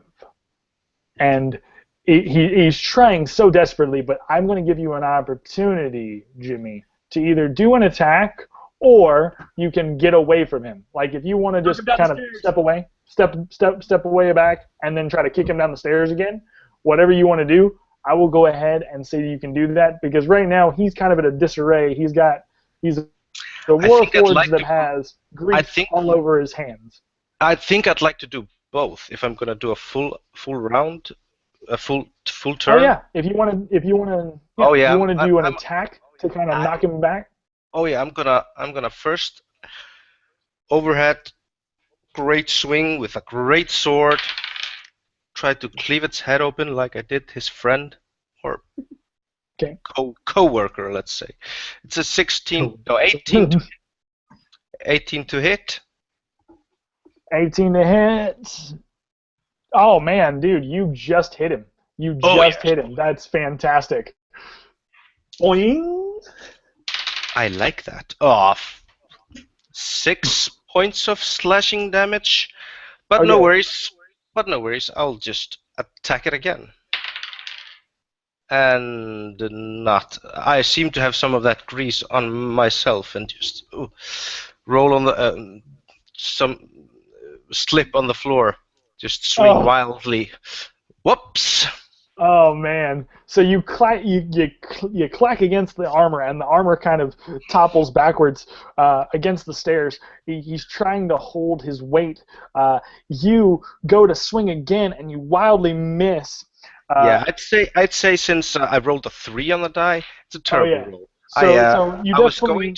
I was going to back up, but Mhm. I'm just gonna imagine I don't get a move action from this round. I just slip on the floor. Just probably have No, you don't. it probably has an advantage on attack. It's a horrible position for me. Okay, well, he's so on yeah, no. He's on the stairs right now, trying not to fall. So I don't think he's going to get an attack like an advantage attack. The other two Warforged that didn't slip, they're behind him. They are trying to get up the stairs, and in fact, him falling backwards is making it difficult for them to get up the stairs because these stairs are so narrow that they all have to kind of go in single file. As Nate, the face. What are you doing during this time? I'm gonna use my divine sense one more time. I want to get a position on this guy. Oh, okay, the guy you're looking for? Yep. Yeah. And then hey, Jimmy, you taking damage, right? Nah, not really. Okay. Just double checking. Not I just enough. didn't need. I've got some healing too. I was gonna follow up with some healing if I needed to, but. Don't tell me that, because that makes me like go. I gotta step my game up. If you guys haven't taken enough damage. Oh, so I won't tell you about my second wind then. Oh yeah, no. No, it's you guys are barely grazed me the other one. Okay, so. So anyway, yeah, I'm gonna use my divine sense, and then I'll dump all 25 of my lay on hands on myself then. Okay, go ahead. So you were probably back up to full health then, and then what happens is when you sense that divine sense, you realize that the man who sold the world, he's one floor above. You have to get to one more floor. You need to reach one more floor, and you should be there. So here's a technical question on the copper attunement. Is it used as a bonus action then? That I don't know. That would be something that I'd have to ask Tim. It looks like. Hold on, let me take a look at the notes real quick. Copper attunement. Is that in the? That should be in the. Yeah, it's as a bonus action. Okay. Yeah, it's on the fourth page of the new. Okay, yeah, so it is as a bonus action. So I've already used both of my actions for the turn then. Okay, yeah. So you then so you've located it. He's one floor above. You guys are almost there. But in the chaos of all of this going down, you realize that this floor you're on, the 5th floor, contains some of the most massive creatures that this compendium may have to offer. As you're looking at the floor next to you, you begin to see that the floor almost cracks, right? And there's a trickle of water that begins to run out on the obsidian floor. And at that point, you turn and you see the giant maw of this turtle. It looks at you, and you realize now that this tank that it's in this room has to at least be, like, the ceilings are much higher than the one with the elemental below. The width of every tank is larger than before. The higher and higher you're going, the bigger these creatures are getting, and the turtle looks at you. It glares at you, and it is going to try and whip its tail around to break this glass. The water is already starting to pour from the floor, and the obsidian is even cracking from the weight of all of this. Let's see. Yeah, okay. So you see this tail just come smashing the glass everywhere. Water comes jettisoning out of this entire tank. Just, if you are in any range of seeing this, right? Like, I imagine that this tank is probably fairly large. I want to say 40 feet, right? So you just see this 40-foot wall of water sort of come wafting out of the side. The railings, the obsidian railings, are gone. Any of the Warforged that were still on the bottom floor dealing with the air elemental, anything, just the water begins to trickle and pour down this cavern. The obsidian floor is even beginning to crack from the weight, if you can imagine that. So then you see that the turtle itself sort of just plows itself, breaking itself out of its containment, and looks at you like half wet, just snapping jaw, everything.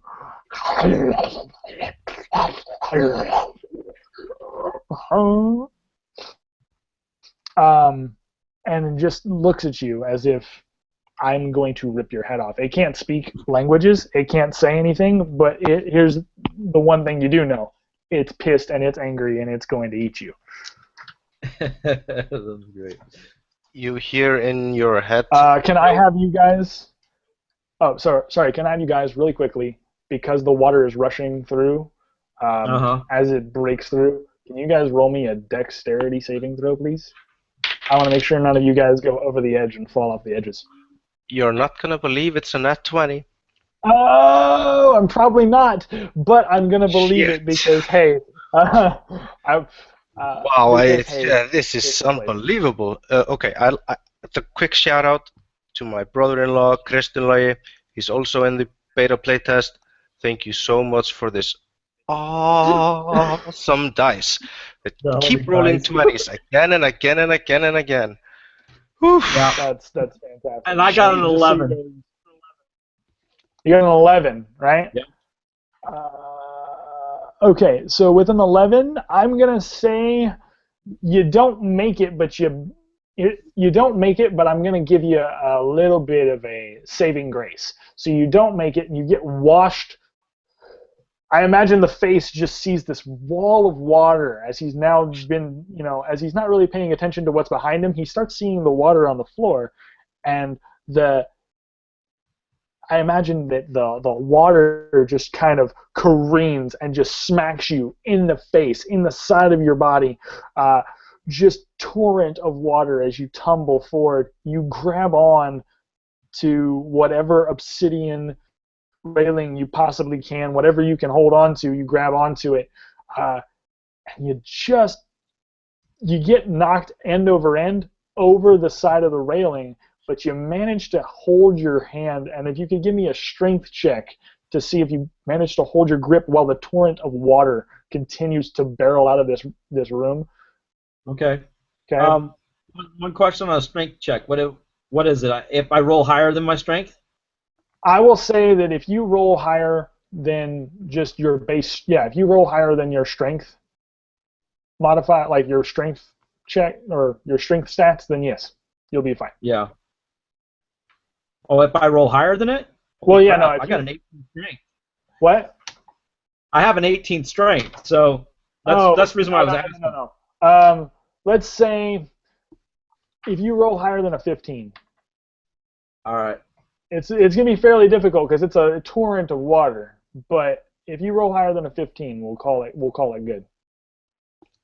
And Well, you hear in your head, to make flavor on it, when before you got washed down, you heard in your head, "Yo face, time to go." Then as you're trying to hang on, I say, "No time to hang around." Okay. So, yep, we got it. Like I said, I made a 15, so. So you hang on. Okay, so you're hanging on the edge of this. The turtle is staring you two in the face. It is pissed off beyond all reason. And just so you guys know at home, I rolled a dragon turtle. So this thing is just beyond massive. It's stupid crazy. And that's why we do this thing here for the Copper Jackals, because stupid crazy is always fun. Yeah, so how are you guys what do you guys want to do in terms of this? Because obviously with you guys being level 8s, it's going to be torrential downpour pain. But how do you guys want to proceed with that? I'm gonna.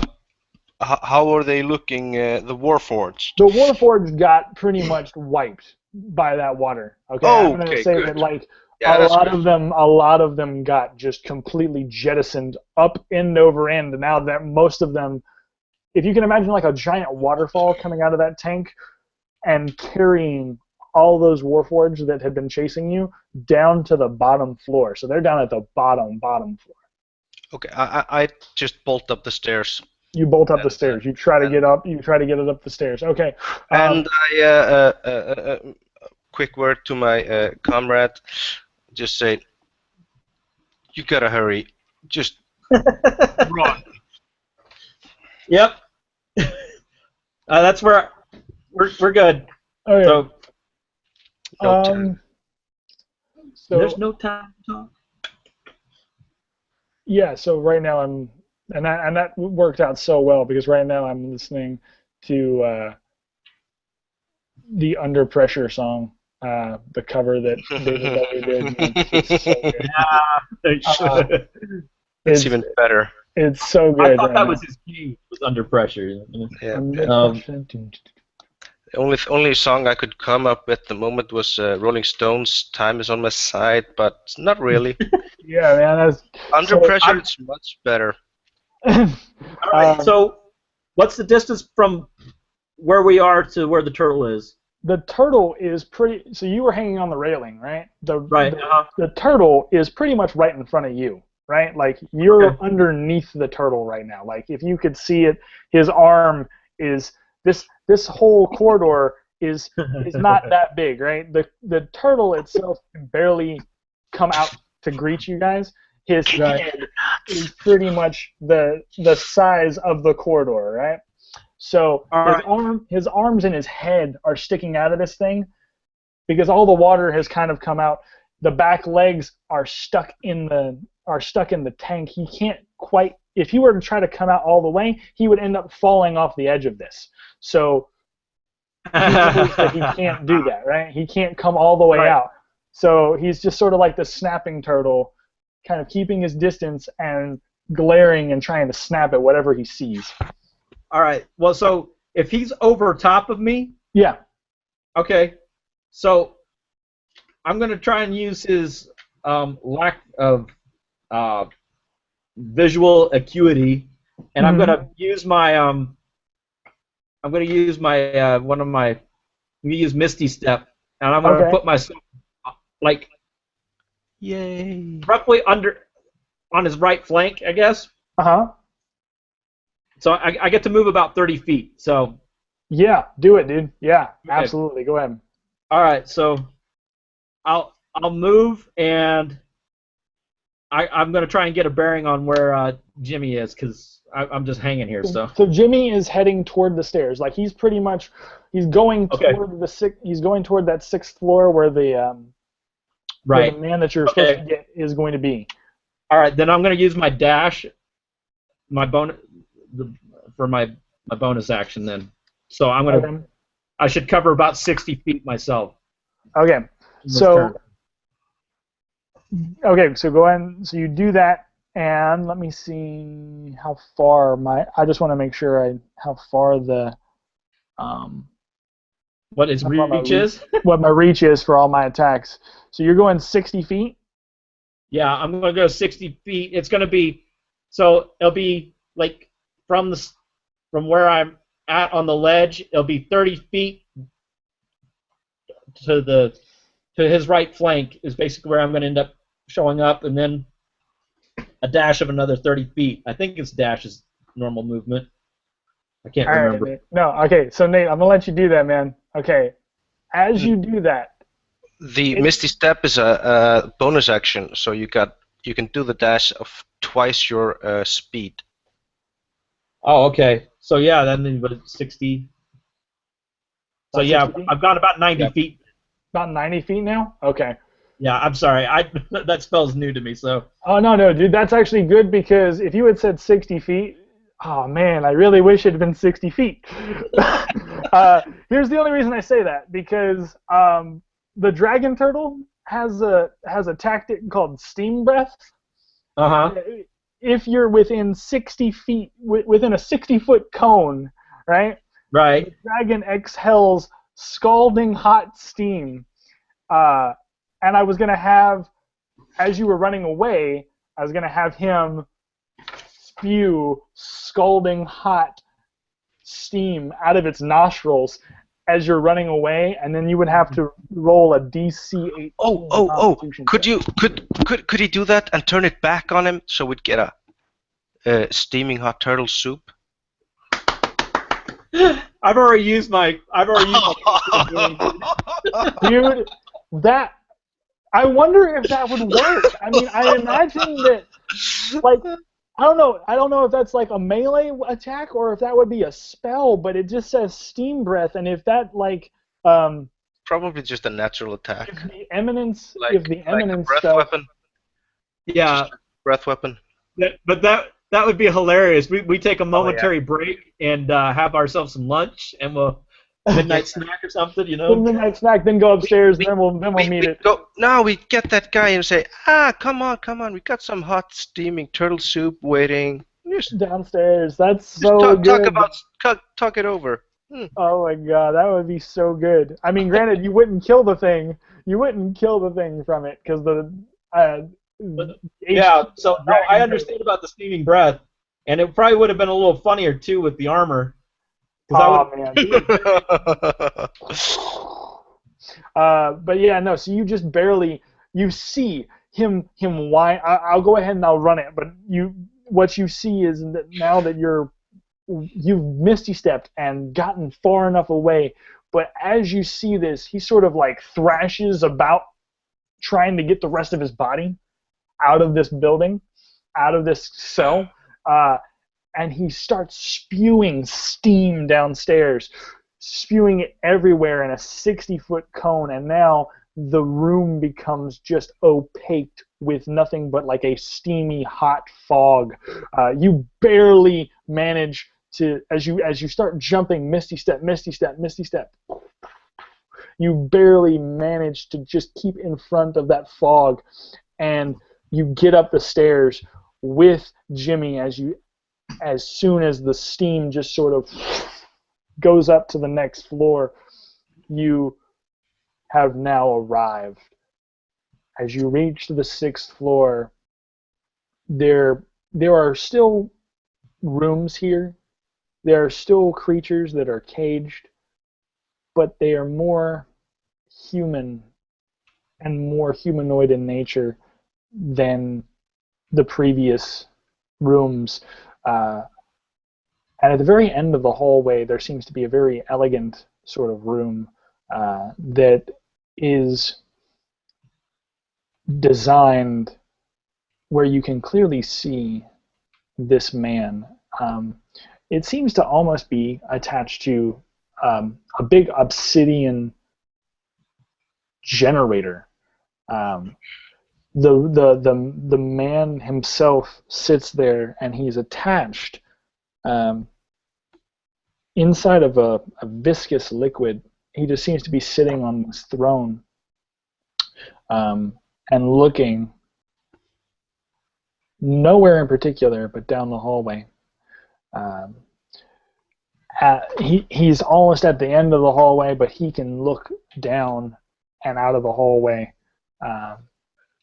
And he's sort of above everything else too. It's a little bit odd. It's almost as if they're trying to keep his particular cell out of the way and out of the range of everything else. So I guess how I can determine that is, do you remember Guardians of the Galaxy? How like the power core that they needed was up top there, where like Groot had to go and reach it and all that stuff. I imagine that that's how this is set up. Like this 6th floor, all of these creatures, all these humanoid sort of creatures, are along this wall, and you get up here and you realize that this one person is separated off from everyone else, almost on his own pedestal, he's looking out, and he's completely empty and devoid, but he's a slightly beautiful man. Just completely elegant. So, all right. How do you wish to proceed to get to him? Because I will say that the amount of time that you're going to take to get across to the corridor, again, this is a fairly large corridor. The corridors are smaller; they're still small, but they function the same way that all the other corridors do, which is this long strip of hallway, all the cells, and then his cell is individualized above everything else. He is clearly, you know your objective, you can see your objective ahead of you, but you don't necessarily know what might lie in the cells on the way to him. All right. Do we detect any of the same like fracturing or anything in the cells from previously? As far as the cells from previously, what do you well, like downstairs? Like some of them, like they recrystallized. Oh yeah, right. So you do see. I will say that some of them, you can see that like the cells are empty, right? Like some of the cells have recrystallized and they're empty, but you don't see anything else outside on the floors. Okay. You've seen, like there are places where there should be something in it, but you don't see what might be there. How can I? Okay. Yeah. Does not sound good At at all. Um. So I'll just go ahead and cast detect magic. So my eyes glaze over, Okay. and I stiffen up a little bit Okay. as I'm sensing my surroundings. Okay. I start walking while I concentrate, and I'm because it has a 30-foot radius.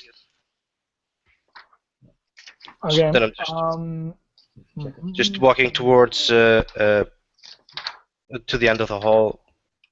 Trying to get up there. Concentrating. Yes, concentrating. Detecting magic. Okay. On my way there. So, let me take a look. What? Okay.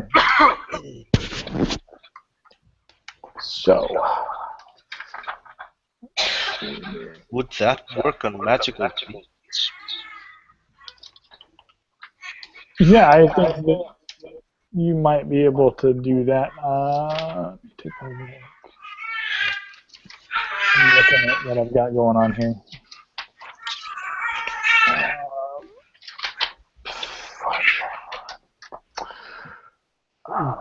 The creatures up here, they're relatively humanoid, but particularly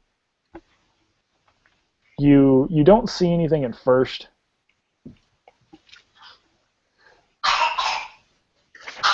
And then the man who sold the world looks at you. And you can't see what he's saying, but he sees you, and he mouths a word, a couple of words, in fact. He just seems to repeat the same one over and over. Run. Run. Run.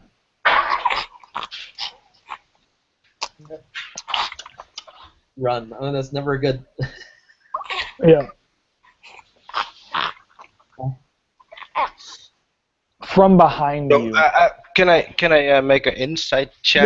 So your detect magic, though, just so you know, I didn't mean to discount that. I'm trying to figure out how I want to. Yeah, as he's wording these, mouthing these words, run. I would like to, make an insight check to see if what his motives might be to this. Is he trying to intimidate me? Is he trying to warn me? Is he? You can see that in the look in his eyes, it's a sense of warning. It's not a sense of, like, you were here to help him, extract him, to get him out, right? And to a part, you seem to see in his eyes that he knows that. Like, he's been here for a long time. The very magic essence of himself seems to be partaking and heading into the obsidian, pretty much powering what looks like this obsidian generator behind him. And he just says, run, run, run. And from behind you, you see, it seemed odd that these cells had not had anything in them. From behind you, you see a creature step out from the top of the rafters of this building now, or this ship, and he kind of slinks down, and before you see this tentacled face staring at you. Ray of sickness. Shoot it with a ray of sickness. You've come to take the man? No, I'm afraid you cannot. This creature is mine now. All of them are.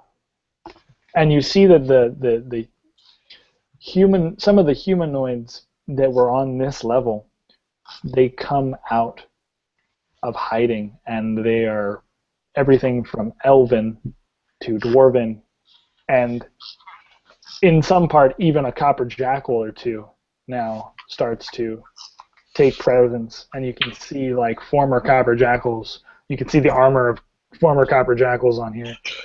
The flare stares at you. How dare you come on my vessel, my ship, and try to take my collection? He is mine.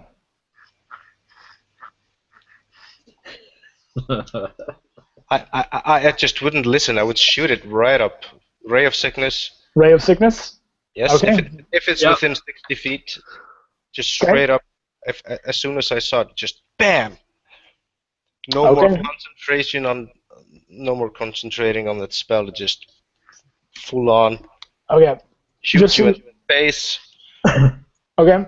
So Sorry, I'll say that's okay. But I'm gonna say that you do know, like with mind flayers, they have magical resistance, so I get to roll with advantage to try to stop your save, or to do the save against whatever it is.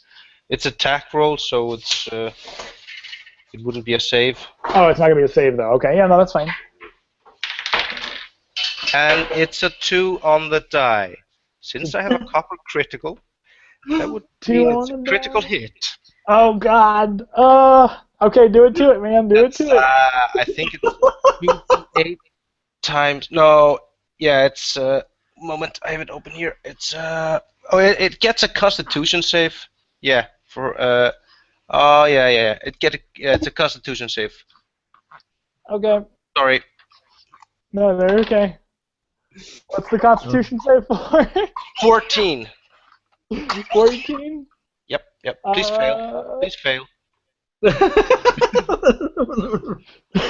So the flare has his tendrils out towards you, and you just blast him with this sickening ray of just infection, and he's sort of taken aback by how brash these Copper Jackals are. He's like, I've faced Copper Jackals before, but damn, these guys mean business. And he gets blasted in the chest, and he just barely fails. I kid you not. I kid you not, because I rolled a 13. Too bad. It gets a 16 points of poison damage, and it's poisoned till its end of its next round. Oh my God! So how much damage did he take? 16 points of poison damage, and it's 16 poison. points. Yeah, and it has the poison condition. So Oh my God! some Okay, disadvantages or whatever. this is nuts. So if it's within 30 feet of me, I would like to misty step up against it and swipe at it with my greatsword as well. I pull out my bag of popcorn in my chair and you guys just start watching the show. Yeah, no, go ahead. All right. I'll go ahead and say you guys can do that, and then what I'll say is that after you attack, if he's still standing, Oh, yes. God knows. Okay. He's probably gonna rip him apart. There's this other copper boon I have, Copper Slayer. Since I Yeah. rolled a 17 on the die, I get max damage. Okay. So that's 15 points of slashing damage. So the mind flayer starts to speak, and its tentacles all up in the air, and I just shoot it straight up and disappear, and at the same instance appear next to it and just whack it with my greatsword. Oh, that's awesome, dude. Okay, so I imagine he's Then I trying to take go a through step backwards, a single Yeah. step backwards. I imagine he's trying to go through this soliloquy of like how you'll never defeat me. I am an awesome villain, blah. blah And blah blah. as soon as you I'm an you do experienced that, warrior. I know they tend to do that, so I just shoot it straight up. guys, you can't kill me yet. I haven't said my monologue of villainy yet. Jesus, let my tentacles go. Yeah, so the villains, when they monologue, is the perfect time to nail them. Exactly, right? It teaches it in the manual. The Copper Jackals manual. Yeah, it's in the manual. Just when they start speaking, shoot them. I must have missed that part. Catch them off their guards. Works You every catch time. them on their guards and Really then have pisses it me off. That's fantastic. Okay, so you see this happen, and he's just completely flabbergasted. Like, what the hell just happened? Oh, What did you do? I have an action I'm done surge. playing around. I have an action Oh surge. God, you have an action. And I rolled a 17 again. 17 again on the die. Oh. Same die. Oh my God. That gives him another Oh, God. 15 points of slashing damage. As I Dude, do a spin, I just whack it and do a full round spin and whack it again. this thing is wrecked already. He's on his deathbed. He's just like, what? Oh, what the fuck? Somehow my mind flayer turned into an old man. An old man. Hey, everyone. I got a stick for him if he needs a cane. Yeah, Who's the then I shout, where's the "Yo, what?" face, you're up." Oh my god. Okay. So the flare is just like, you know what? No, screw this. And I'm going to say that he just goes and just turns himself, like, again, just makes himself invisible. Just boom. He goes invisible, and now you have to deal with his flares as he's trying to patch himself up. Okay? So the flares are all humanoid in nature. I'm not going to even roll for them. Just imagine that you have, like, a dwarf and an elf and a couple of other creatures around. Whatever you want to, like, however, at this point, we're just going to kind of flare it up and just make it happen. I'm not even going to worry about damage and stuff. If you want to just nail these guys and try your best to track down the flare as he's invisible and trying to go through. Yeah, go ahead. All right, so Rip it up. all right, I'm casting this one spell. Okay. I'm casting Thunder Wave. Oh God. Okay. This should catch everybody. Thunder Wave is waiting my to use favorite this. spell, by the way. I love Thunder Wave. Thunder Wave is my favorite. But Jimmy keeps chasing everybody off. I never get a chance to use it. Yeah, why not? Do it, dude. Do Alright. it. I love it. Let's see. You're okay. So push 10 feet from me. Okay, and then a reverberation of 300 feet. Wow. Okay. Damn. Okay. Yeah. What? Okay, it's a 15-foot cube originating from me. Oh, you need to make a Constitution saving throw. Everybody, me too. So I'll just make I Constitution make saving it. throws for everybody. Yeah. I make it. Fail. Made it. Fail. Made it. Fail. So 3 of them, 3 out of the 5 thralls that were there. Oh, and I need to also roll for the Mind flare. flare. The flare makes it, but Damn it. 3 out of the 5 flares, or the thralls, 3 out of the 5 thralls go completely careening. Just you just thunder wave and just like I imagine you just obliterate them. If they were existent before, they are now dust clouds of just blood. Just if they have enough constitution to live, they are thrown backwards and slam against the obsidian wall, making an imprint of their bodies against this thing, right? Oh, dare you destroy my collection? These are my beauties. And as he says that, you forget now that you have all of these other creatures that have been let loose. You start to hear a cracking. The obsidian floor below you, remember, below you contained the dragon turtle. The obsidian floor below you begins to crack. The thunder wave that you just set off, plus the thrashing and just anger of the dragon turtle, plus the wind of the air elemental, if it hasn't been contained yet, all of that energy that's just blasting the side of this this obsidian citadel just starts to make the whole thing list to the one side where all of that energy is coming from. And so now you're floating in a sort of haphazard way, and everyone now, if you were stationary, I need you guys to give me a dexterity saving throw, because what's going to happen is you're going to basically essentially be floating in midair for a second here as the whole citadel sort of lists to the side. You're going, and you're going to have a sense of weightlessness for a moment.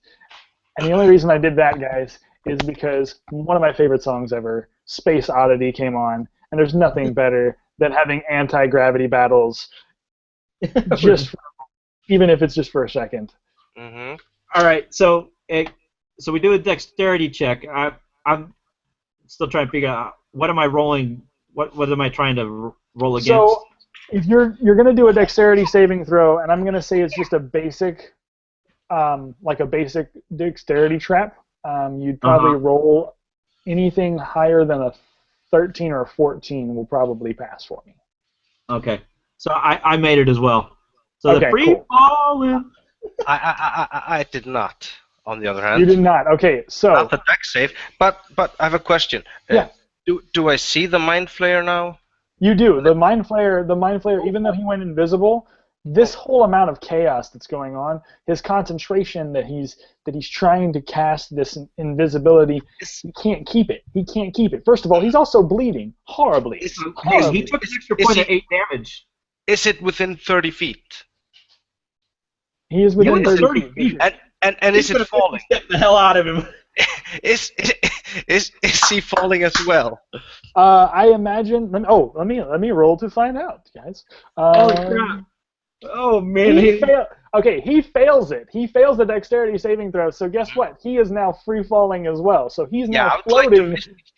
I would like to misty step right above him. He's floating, bleeding. you using him as a step stool. I would like to misty step right above him so I can attack him and eventually land on top of him. Okay, so he's floating, bleeding. By the way, Nate, in terms of your thunder wave, yes, he made it, but like, he's just completely disoriented. He's like, "What are you guys doing?" I rolled max damage on that thunder wave. Oh yeah, so everybody 16 points. Oh, it's still 16 So points. he takes So, yeah, half. He takes half. Okay, so he's on the verge of death. He is like, if you guys basically picked him with a toothpick at this point, he'd probably be dead because he has 71 points of damage. You guys have done enough, like at least 60 some. So he's on the verge of like, what? So the great sword is an overkill then. What? Oh yeah, great sword. Now keep in mind, Lizard two of those thralls, the ones that made it, I'm going to say the two of those thralls are thralled Copper Jackals. These guys, somehow, you want to keep them alive. Somehow, Well, hey, these guys got messed up. So if there's a certain point where he would lose his concentration on it. Oh yeah, no. So That's true. Yeah, and doesn't he have to keep concentration on thralls? yeah, I just wonder how he's really fighting it there, keeping that concentration. He's fighting it, and then at that point, you see the two try to come at you, and they stop. What happened to us? Where are we? The last time we came here, we were told that there was a man here, and then what are you? So are you guys going to try to like convince them, or what do you? Yeah, I'm going to use my copper attunement again. Oh yeah. Thing is, I misty stepped in right above the mind flayer. I was going to attack. Oh yeah. No, sorry. I just wanted to make sure everybody was aware of what was going on. Just to remind. So I'm preoccupied at the Okay. moment. Oh yeah, no, No you're worries. good. So Nate, you're going to use your copper atonement. Yeah, I use the copper attunement, and then I'm going to cast jump on myself to clear Fantastic. the. As a reaction, I'm going to clear the distance. Okay, so the two jackals, now that they've kind of gotten their wherewithal, they go and they join your quest, your mission. They realize, oh no, what were we doing? The mind flayer is just like, this is horrible, this is horrendous. I can't believe that these people would be able to take over my ship, thwart all of my warforged that I have helped create, all of these things that I've had done. You're this close to taking away the one power source that I needed, this mage that I wanted so desperately. And the two Copper Jackals turn on him too. And so Jimmy, please do me a favor and just coup de grace the son of a gun while you're floating in midair here. I want you to describe to me what the sort of anti-gravity kill shot would be. Okay. So as a look of confusion enters the face of the mind flayer, and the sudden realize of free falling, and all these thoughts running through its head. Mm-hmm.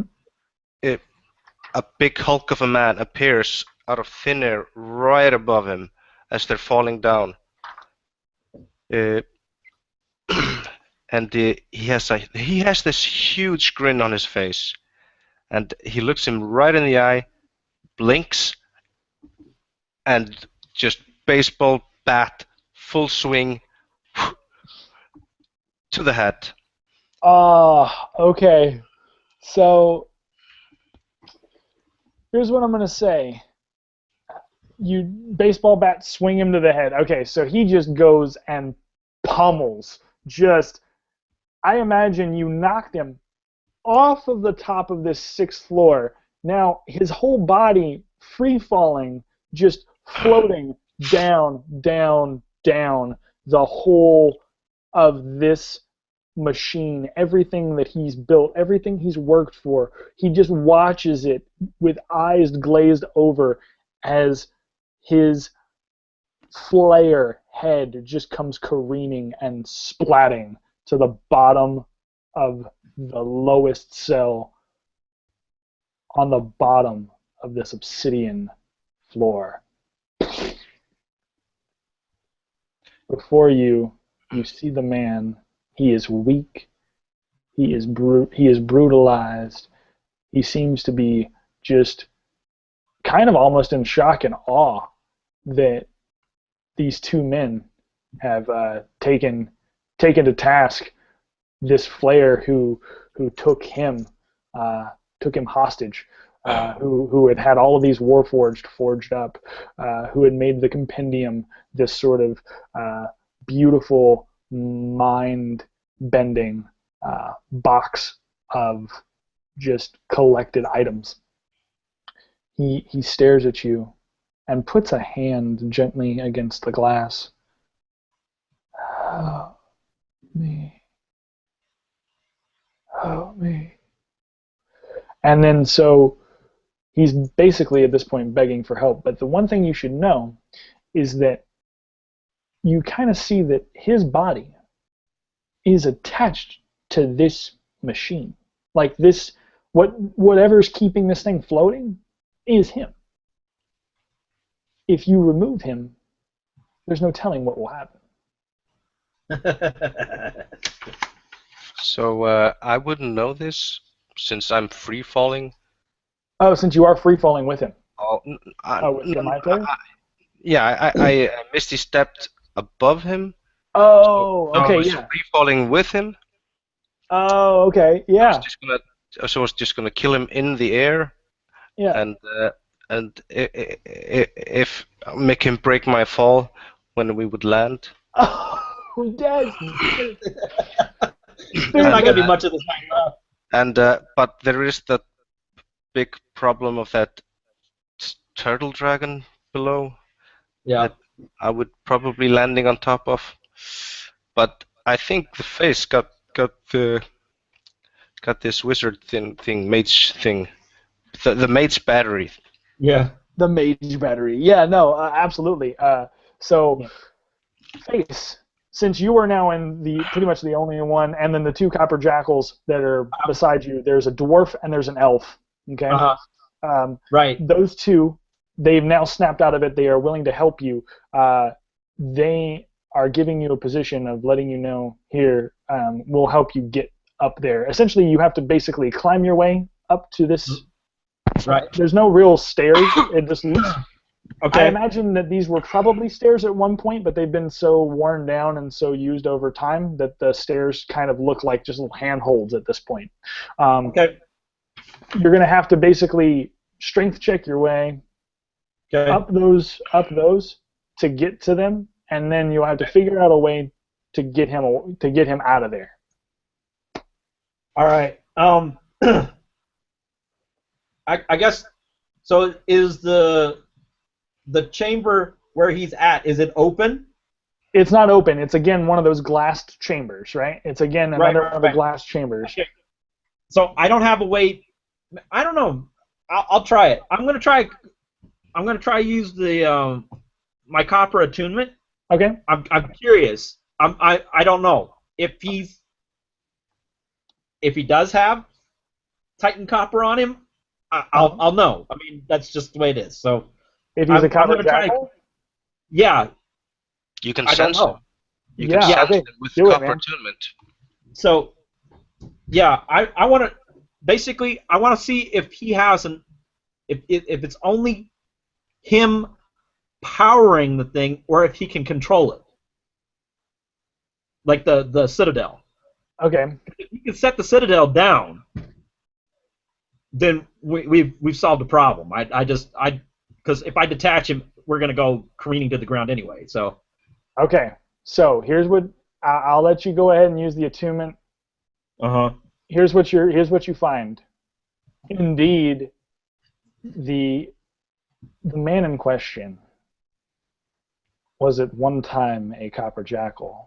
They referred to this man as the man who sold the world because he was essentially he started out as a merchant,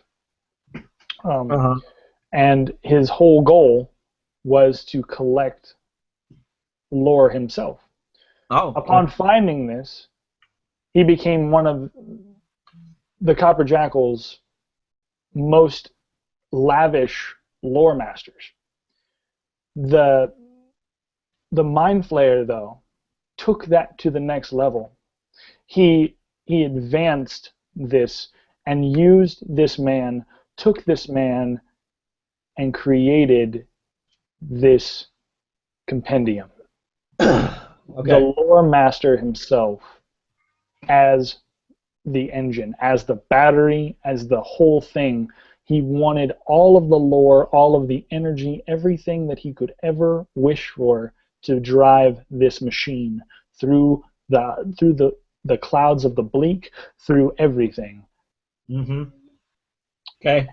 And what you can tell is that if you remove it, the energy that is powering this machine will indeed shut off. You can tell that because his body, the Titan, or the what is it? Titan copper? Or yeah, it's Titan copper. The Titan copper that is attuned in his body is attuned for the machine to run. That's why the Mind Flayer took him in the first place. Yeah. Okay. If you take him, this Citadel will indeed fall, and all of the knowledge, all of the lore that is housed in every single one of these cells, all of these wonderful creatures, all of these deadly creatures, everything that is here may very well perish. Yep. Kind of figured that, but okay. Yeah. Go big or go home, man. Yeah, definitely. So I'm after these four give me some assistance in climbing up. Yeah. I send them after Jimmy there to make sure that he's okay, and they go handle business. Figure out how we're gonna make this work, but yep, they go handle their business. Okay. You see one of the you even see one of them who happens to be a shade face. She's completely black. Her face is completely blacked out. She doesn't even say any words to you. She just nods.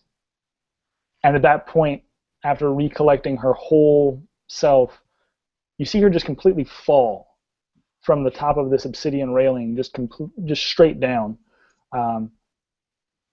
towards Jimmy, as if to say, "It's okay. I got him. I'll take care of it." Doesn't even say a word to you. She just sort of drops, and all you see is a blackness below, right? Like, you see her drop, and then suddenly nothing but darkness for the next 3 floors down. Just happens. It just dark. As you get there, how are you going to detach the man who sold the world? Um, How do you choose to do this, man? Can he give Like, me? So I'm just gonna ask him. Can he give me a status on the? Since he's hooked up to everything, can he tell where the rest of the Warforged are? yeah, you can tell where all the rest of the Warforged are. The Warforged, at this point, the Warforged are just in cyber panic mode. They are just completely like, fuck this, we're gonna, like, they can tell, like, the Warforged can tell that their leader is dead. So now their whole objective, their whole mission, their whole, like, protect the Compendium has gone off the rails. It has gotten to the point of, like, protect myself, but protect this ship from dying. I don't want to die. No one wants to die. I'm going to protect this ship from falling. So they are all still trying to get to you, but now that the shade face has dropped off the edge and she's not doing, she's dropped off and created this darkness, you know you have some time now. She's given you a sense of cover to do what you need to do. Well, because the thought I have is hooking up the Warforged as a replacement. Oh, like hooking up one of the Warforged as a replacement body? No. Hooking them all up. Put them all in that room and connect the whole entire thing, and then detach the man. I got rope. Yeah, like one big, huge, like, thing of batteries, you know, just... Yep, taping them together. Exactly. I wish you could see my face, because I'm so happy right now. That was... Maybe I could just fry them with a witch bolt, you know, extra supercharged. Oh my god, that's so brilliant. Okay, yeah, no, so so I'm gonna say, like, let's just retcon some stuff, and that happens, right? So you see that the Warforged, they are undeterred by the darkness. They are undeterred by whatever gets thrown in their way. They even, like, hurtle themselves over this dragon turtle. Some of them may have gotten destroyed by it, but they don't even care. They just want to get some of their men up there. As they get some of their coalition for the Compendium up there, they look at you. You have destroyed our home, our creator. Why must you take what is our power? And they all sort of have this stance of, you're not going anywhere, we are taking you. Do not do anything that will jeopardize our lives and yours. Mid-speech, I would whack him in the head. So Blank I him imagine... Bam! They were monologuing. Yep. So I imagine... Jimmy, you were down at level 1. So here's how I'm going to depict this, right? You're down there at the bottom of level 1 down there. The body of the flare is completely just eviscerated. You're standing in the blood pool of the mind flare. You see before you almost this curtain of darkness sort of falling towards you. And then with a flare of her cloak, this woman lands next to you. You have a job to do, sir. I suppose we should follow up. And she hands out, she extends her hands, and it's a gloved hand, and you see nothing but darkness above her, right? You don't see her face, you can't see, or you can't reference anything that she once was, once is. She's just a shade face. And she hands out her hand, and you begin to ascend, for she casts fly on herself. And the two of you fly up through this darkness, almost as quiet as a whisper. And as the Warforged begins to make his announcement of authority, and his announcement of, you are trapped, you are done, there is nothing left, I imagine she just hurls you off her hand and lets you go to town, just like, do what you have to do, sir. And Superman, like I imagine that No, it's like this Iron Superman Man. punch, like an Iron Man punch, just Full like plate, full plate, full plate. yeah. With So the rays and the stuff. It's full Iron plate Iron Man punch, just cracking into the side of this thing's face. As you do this, how are you guys going to wrangle them up and finish this session? Because, dude, this has been so fantastic. I have been so happy. But I want to know how you guys are going to, how this is all going to wrap up. How are you going to do what you got to do to either save this compendium of knowledge or let it burn to the ground like the bright, shining star that it probably should be? Oh, I'll okay. cast grease and make them all fall prone. Then with just Okay. a matter of hog tying them. Okay. We just sneak them together, start hauling them up, Yeah, just yeah, hand over fist. The just tying Yeah, them all up as oh, they fall. Just Okay, yeah, so you know what? I'm gonna just for time's sake, you do that. You totally do that. You make that happen. You tie them all up, and they're fighting. They're like, it's not easy. They're fighting. They're trying. can I but change my background to cowboy?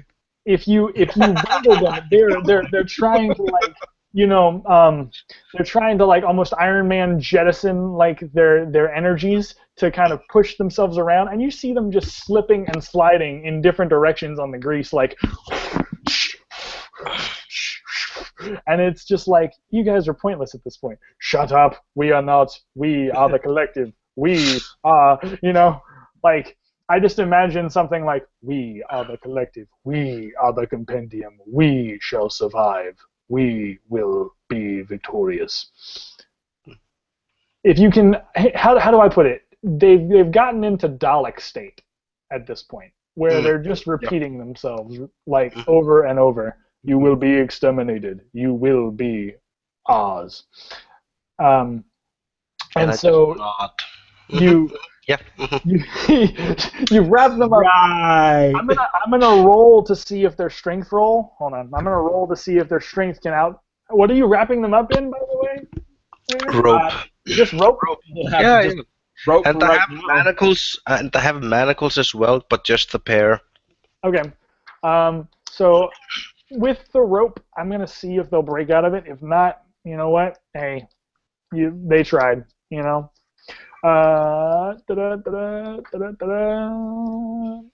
Okay. With the rope, you. Oh, where is it? I just had it. Here it is. Okay, so I imagine they're going to break that because that's a 20. Yeah. Yeah. So, as they're breaking it, I'm going to try to reason with one, and I'm like, Okay. you got. Let me explain this. You are the only thing keeping things together. You need to stay right where you are. If you leave, you die. We no longer have a master. The collective must go on. The collective cannot survive without the battery. The battery is the man who sold the world. All right, I guess I'm gonna have to use my last thunder wave to knock him around again. Oh God! Okay, do it. Do I get a warning from you? Yeah. Copper attunement. Hey. Copper attunement, friendly fire coming. So Friendly fire. Yeah, I back away. Duck and cover. Duck and cover. I say, you do your thing. All right, they need to make a Constitution save. So okay, so I'm just gonna roll it as a whole. Okay, now what are they? What is the roll that you did? say again. Constitution save of how much? One more time. 13? I think it's 13. You said 15, I believe he said some time ago. It just says a Constitution saving throw. Yeah, what's your spell save, DC? Oh, my spell save? Oh, yeah, you're not gonna like that one either. 16. Okay, yeah, no. So they fail. So here's what you see, and I'll really quickly. So imagine all of them are set up like bowling pins, right?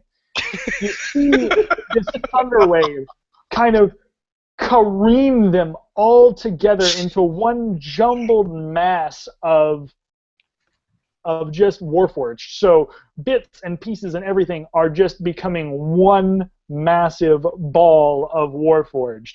They all have different minds, but now they are all one. They have become the collective. They have become the collective that will be a part of this. And now, if you would so graciously, you can put them, if you want to remove the man who sold the world, you most graciously can.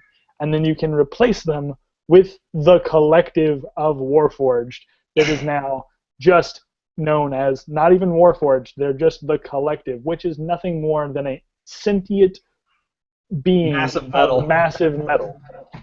That's it. Yeah. All right.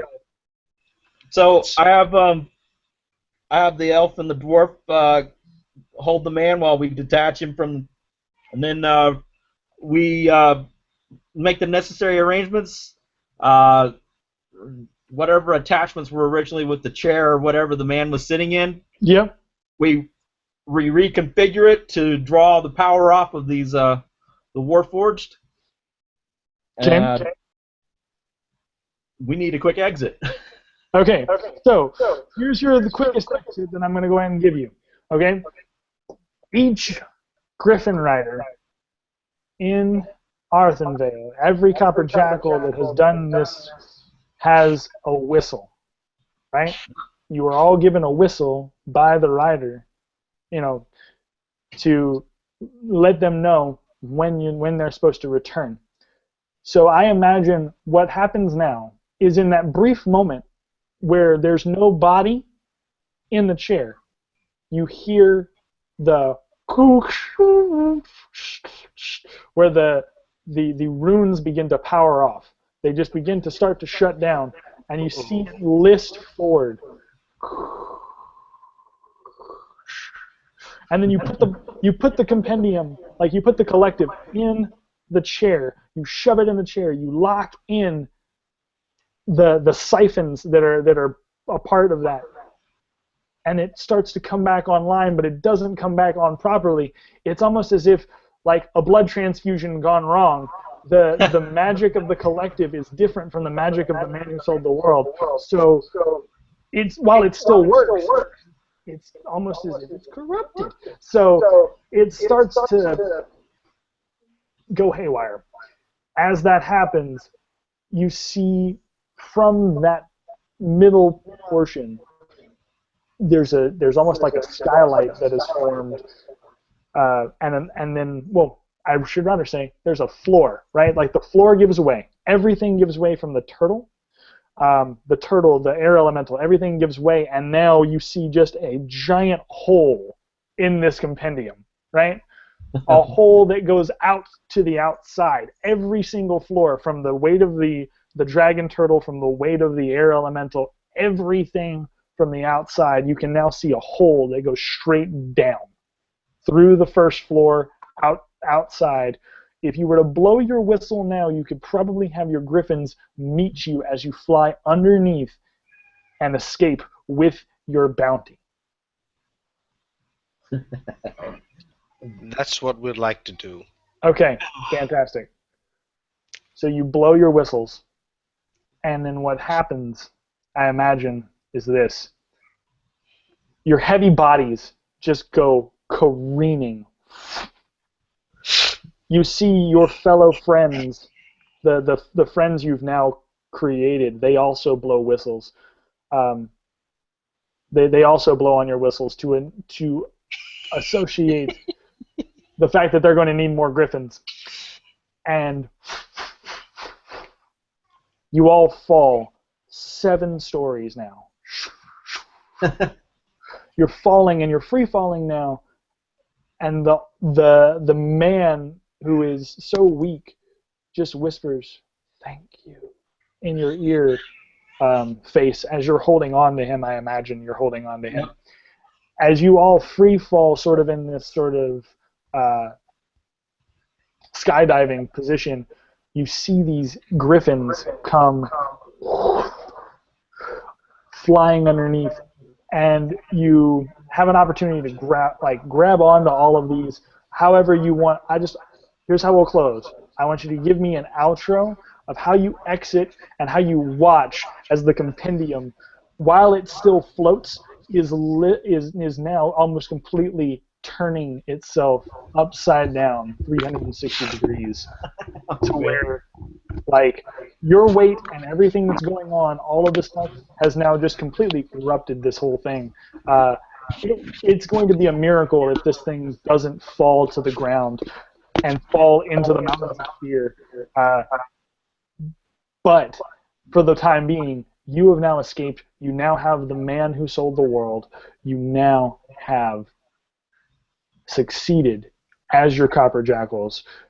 And please just go ahead and give me your outros as you go ahead and we close this session. And then we'll have a couple of minutes afterwards to discuss possible little tweaks that we think might be better or worse for the playtest. Okay? Yeah.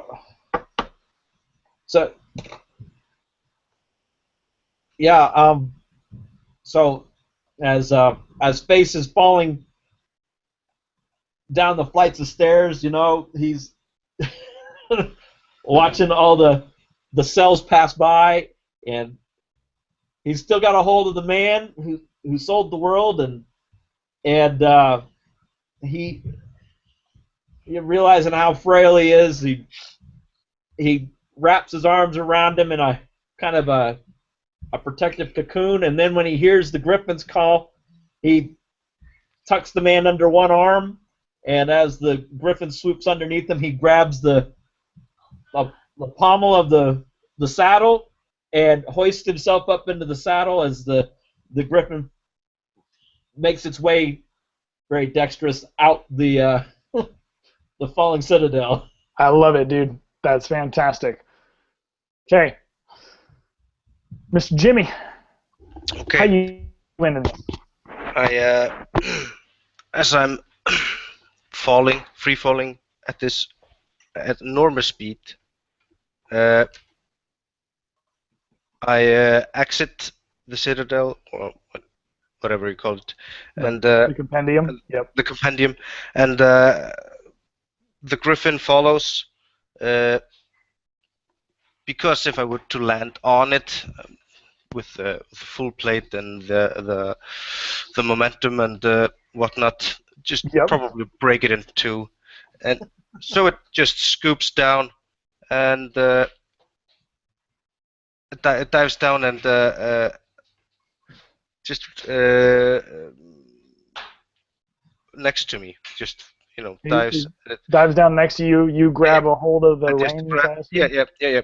Just grab hold and just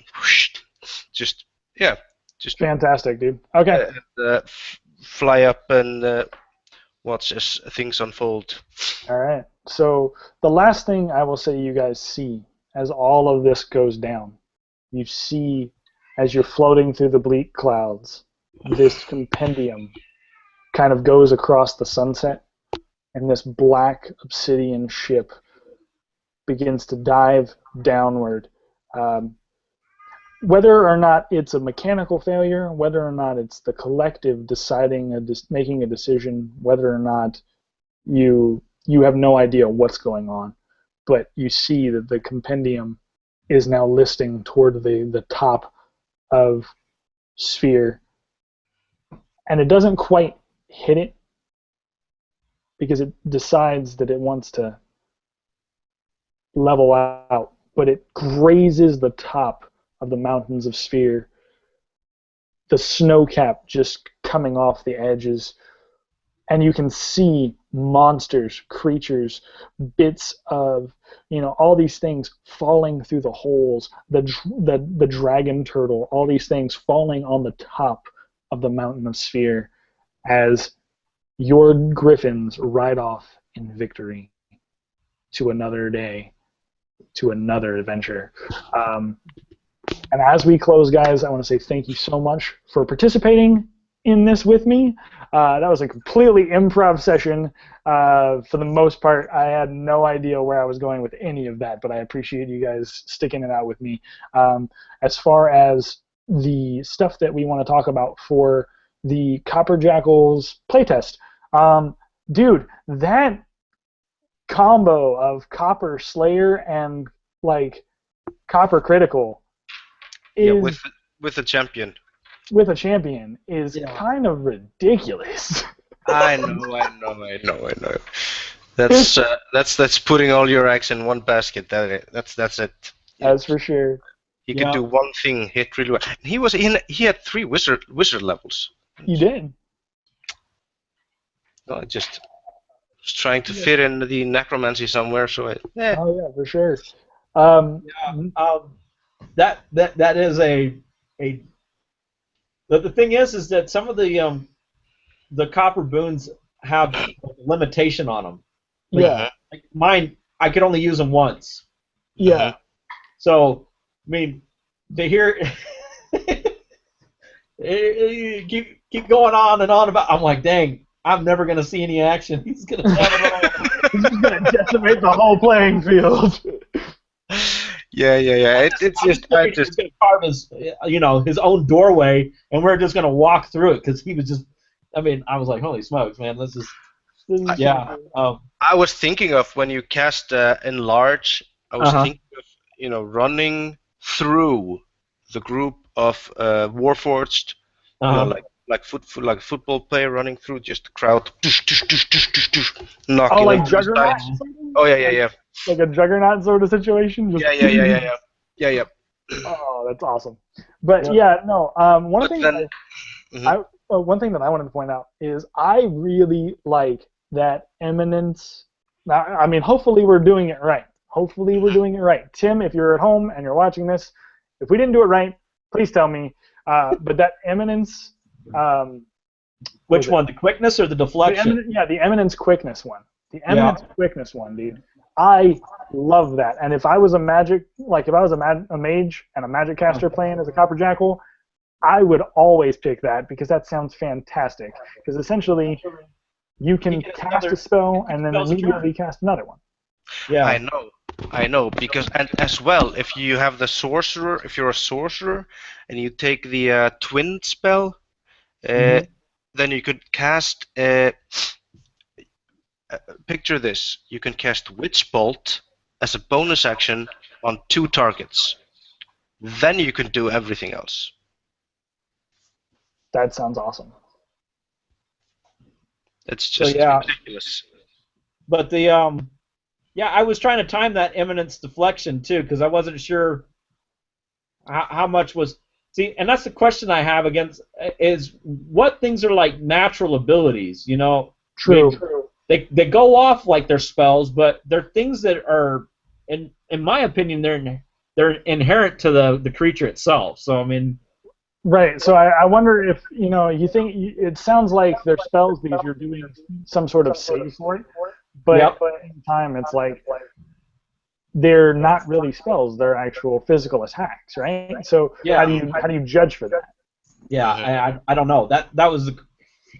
But other than that, I think, for a little while I was wondering if we'd ever get any actual use out of the copper attunement. So.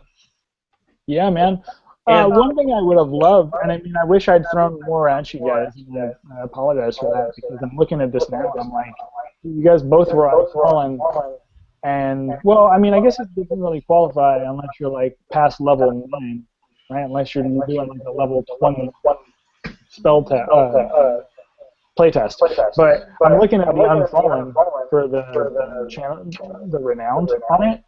Yeah. And, dude, some of these are really, really cool, and I wish we'd been able to like get to use these.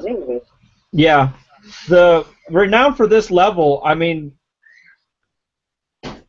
the chapter Renowned, I was a little disappointed. It wasn't like as exciting. I mean, you get Arcana skill and access to Necromancy and the Undead, but I didn't see anything that we'd need to use that on, so I was like, meh. Yeah, well, and that's my fault too. Because a DM, I should have thrown you guys more monstrous things that were undead. But you know, I didn't think about that as we were going through. I was just trying to do something random. Yeah, I think it went great compared to the time we put into preparing for it. Oh yeah, for sure. Totally minimal. The idea for this character took like a few seconds. Yeah. And I was half tempted to use the thunder wave on the dragon turtle. The dragon turtle? The dragon turtle? Yeah, like get up underneath it and flip it over. Oh, that would have been... Dude, you would have... Okay. I don't Here's know. how I imagine that. It's really big. It's not just... Well, the thing is that... Ship. It's the size of a huge ship. Yeah, but the force of it would have... Just the force of the thunder wave alone would have split the middle out of it. I'm not so sure. Well, I can take a look at that. Hold on 1 second. Let's see. Dragon turtle. Where are you? I mean, how's he going to save for that? I mean, he's like literally like he would almost be laying on top of me when I cast that thing. Yeah, but the damage okay. But you can't critical the damage? You have a medium creature that weighs what? 200 pounds. You can throw that. Yeah, like 250 or something. Yeah. Yeah, you can throw that 10. Okay, try 20 tons. How far can you push that? Hey, now wait a minute. Now you're talking physics and science here. You got on my case for doing it earlier. True. This is the rules of magic, not rules of physics. All right. Rules are different for magic. Okay. I'm just saying. You know, we get some creativity here. You know. Yep. It would be cool. I didn't have anything in my bag of tricks to deal with that air elemental. So that was literally the So let me diving into the middle of it was about the best thing I could possibly do. It went good. Really well. All right. So I checked for you. Now, what would Nate? What would the save be if I had to make a save? It would have been a save. It would have been a 16 spell save. Spell save DC? Yeah. And spell save DC is based off what? Wisdom? Mine is based off my charisma. Okay. No. For what the air elemental? What kind of save would it have to make? Yeah, well, not the air elemental. It was the dragon turtle. Oh. Yeah, it's a con save, I think. For the thunder. For thunder wave? Mm-hmm. Yeah. So if you're looking at doing a con save, the saving throws are ridiculous. So like I roll a d20, it's a plus 10 to con. Yeah. It's a saving throw. So like if I rolled a d20 and I got a 20, I'd be 30. So it would be almost impossible to flip this thing completely over. But if he failed, I could totally say that you blast him in the face and like you move upward. But then it's a big object. I understand. It was just one of those things. I was looking at it and I'm like, dude, I got to get past this thing. Well, like you'd have to be on the side of it. So it would flip, not directly in the center of it. On the center would be off. Here's how I would say that though. If you did that in like a game, if I was running a game with a dragon turtle and someone did Thunderwave underneath it, here's how I would say it. If it's not heavy enough, if the blast isn't heavy enough to blow the turtle back, I imagine that it's heavy enough to lift the turtle up for a momentary amount to allow you to escape to get somewhere else. You know what I mean? I'm suddenly dashing very fast. If you lift it up, then it's caught off guard. I would have probably had it lift up and then break the floor above it, right? Like the ceiling collapses in on the back legs of this thing, which then would cause a whole lot of damage. Yep. Just him falling on top of that the obsidian floor would have been. Oh, for sure. That would have been a nightmare for anybody in anywhere close to it, because it would have just he would have gone down through the floor. He would have ripped his body out of the cell Yeah. and fallen. Like, But the air elemental and the warforged were fighting underneath, so it would crush them first. yeah, Yep. you would have been making copper pennies. Copper penny. All right, guys. I just want to say thank you guys so much for doing this little impromptu thing with me. Oh, thank you. Dude, this was so much fun. I'm probably going to run more of these like impromptu sessions with having music as my inspiration in the future, because it was just too cool to just be like listening to certain songs while I was trying to effectively kill you. This has been great, guys. For those of you who are watching the channel right now, my name is Chad. I am DM Gastro Gamer. And thank you guys for staying in and tuning in to us do this wonderful playtest. The Copper Jackals supplement should be out soon. I know they talked about how Monday is the deadline for playtest stuff. So they should be dropping that fairly quickly. If you haven't had an opportunity to check out any of their channels are fantastic. I highly recommend going over to Absolute Tabletop, checking out what they've got going on. But for those of you guys still tuning in, thank you very much, and I will try to catch you guys another day. All right. Thanks, man. I'm going to go ahead and stop the broadcast now.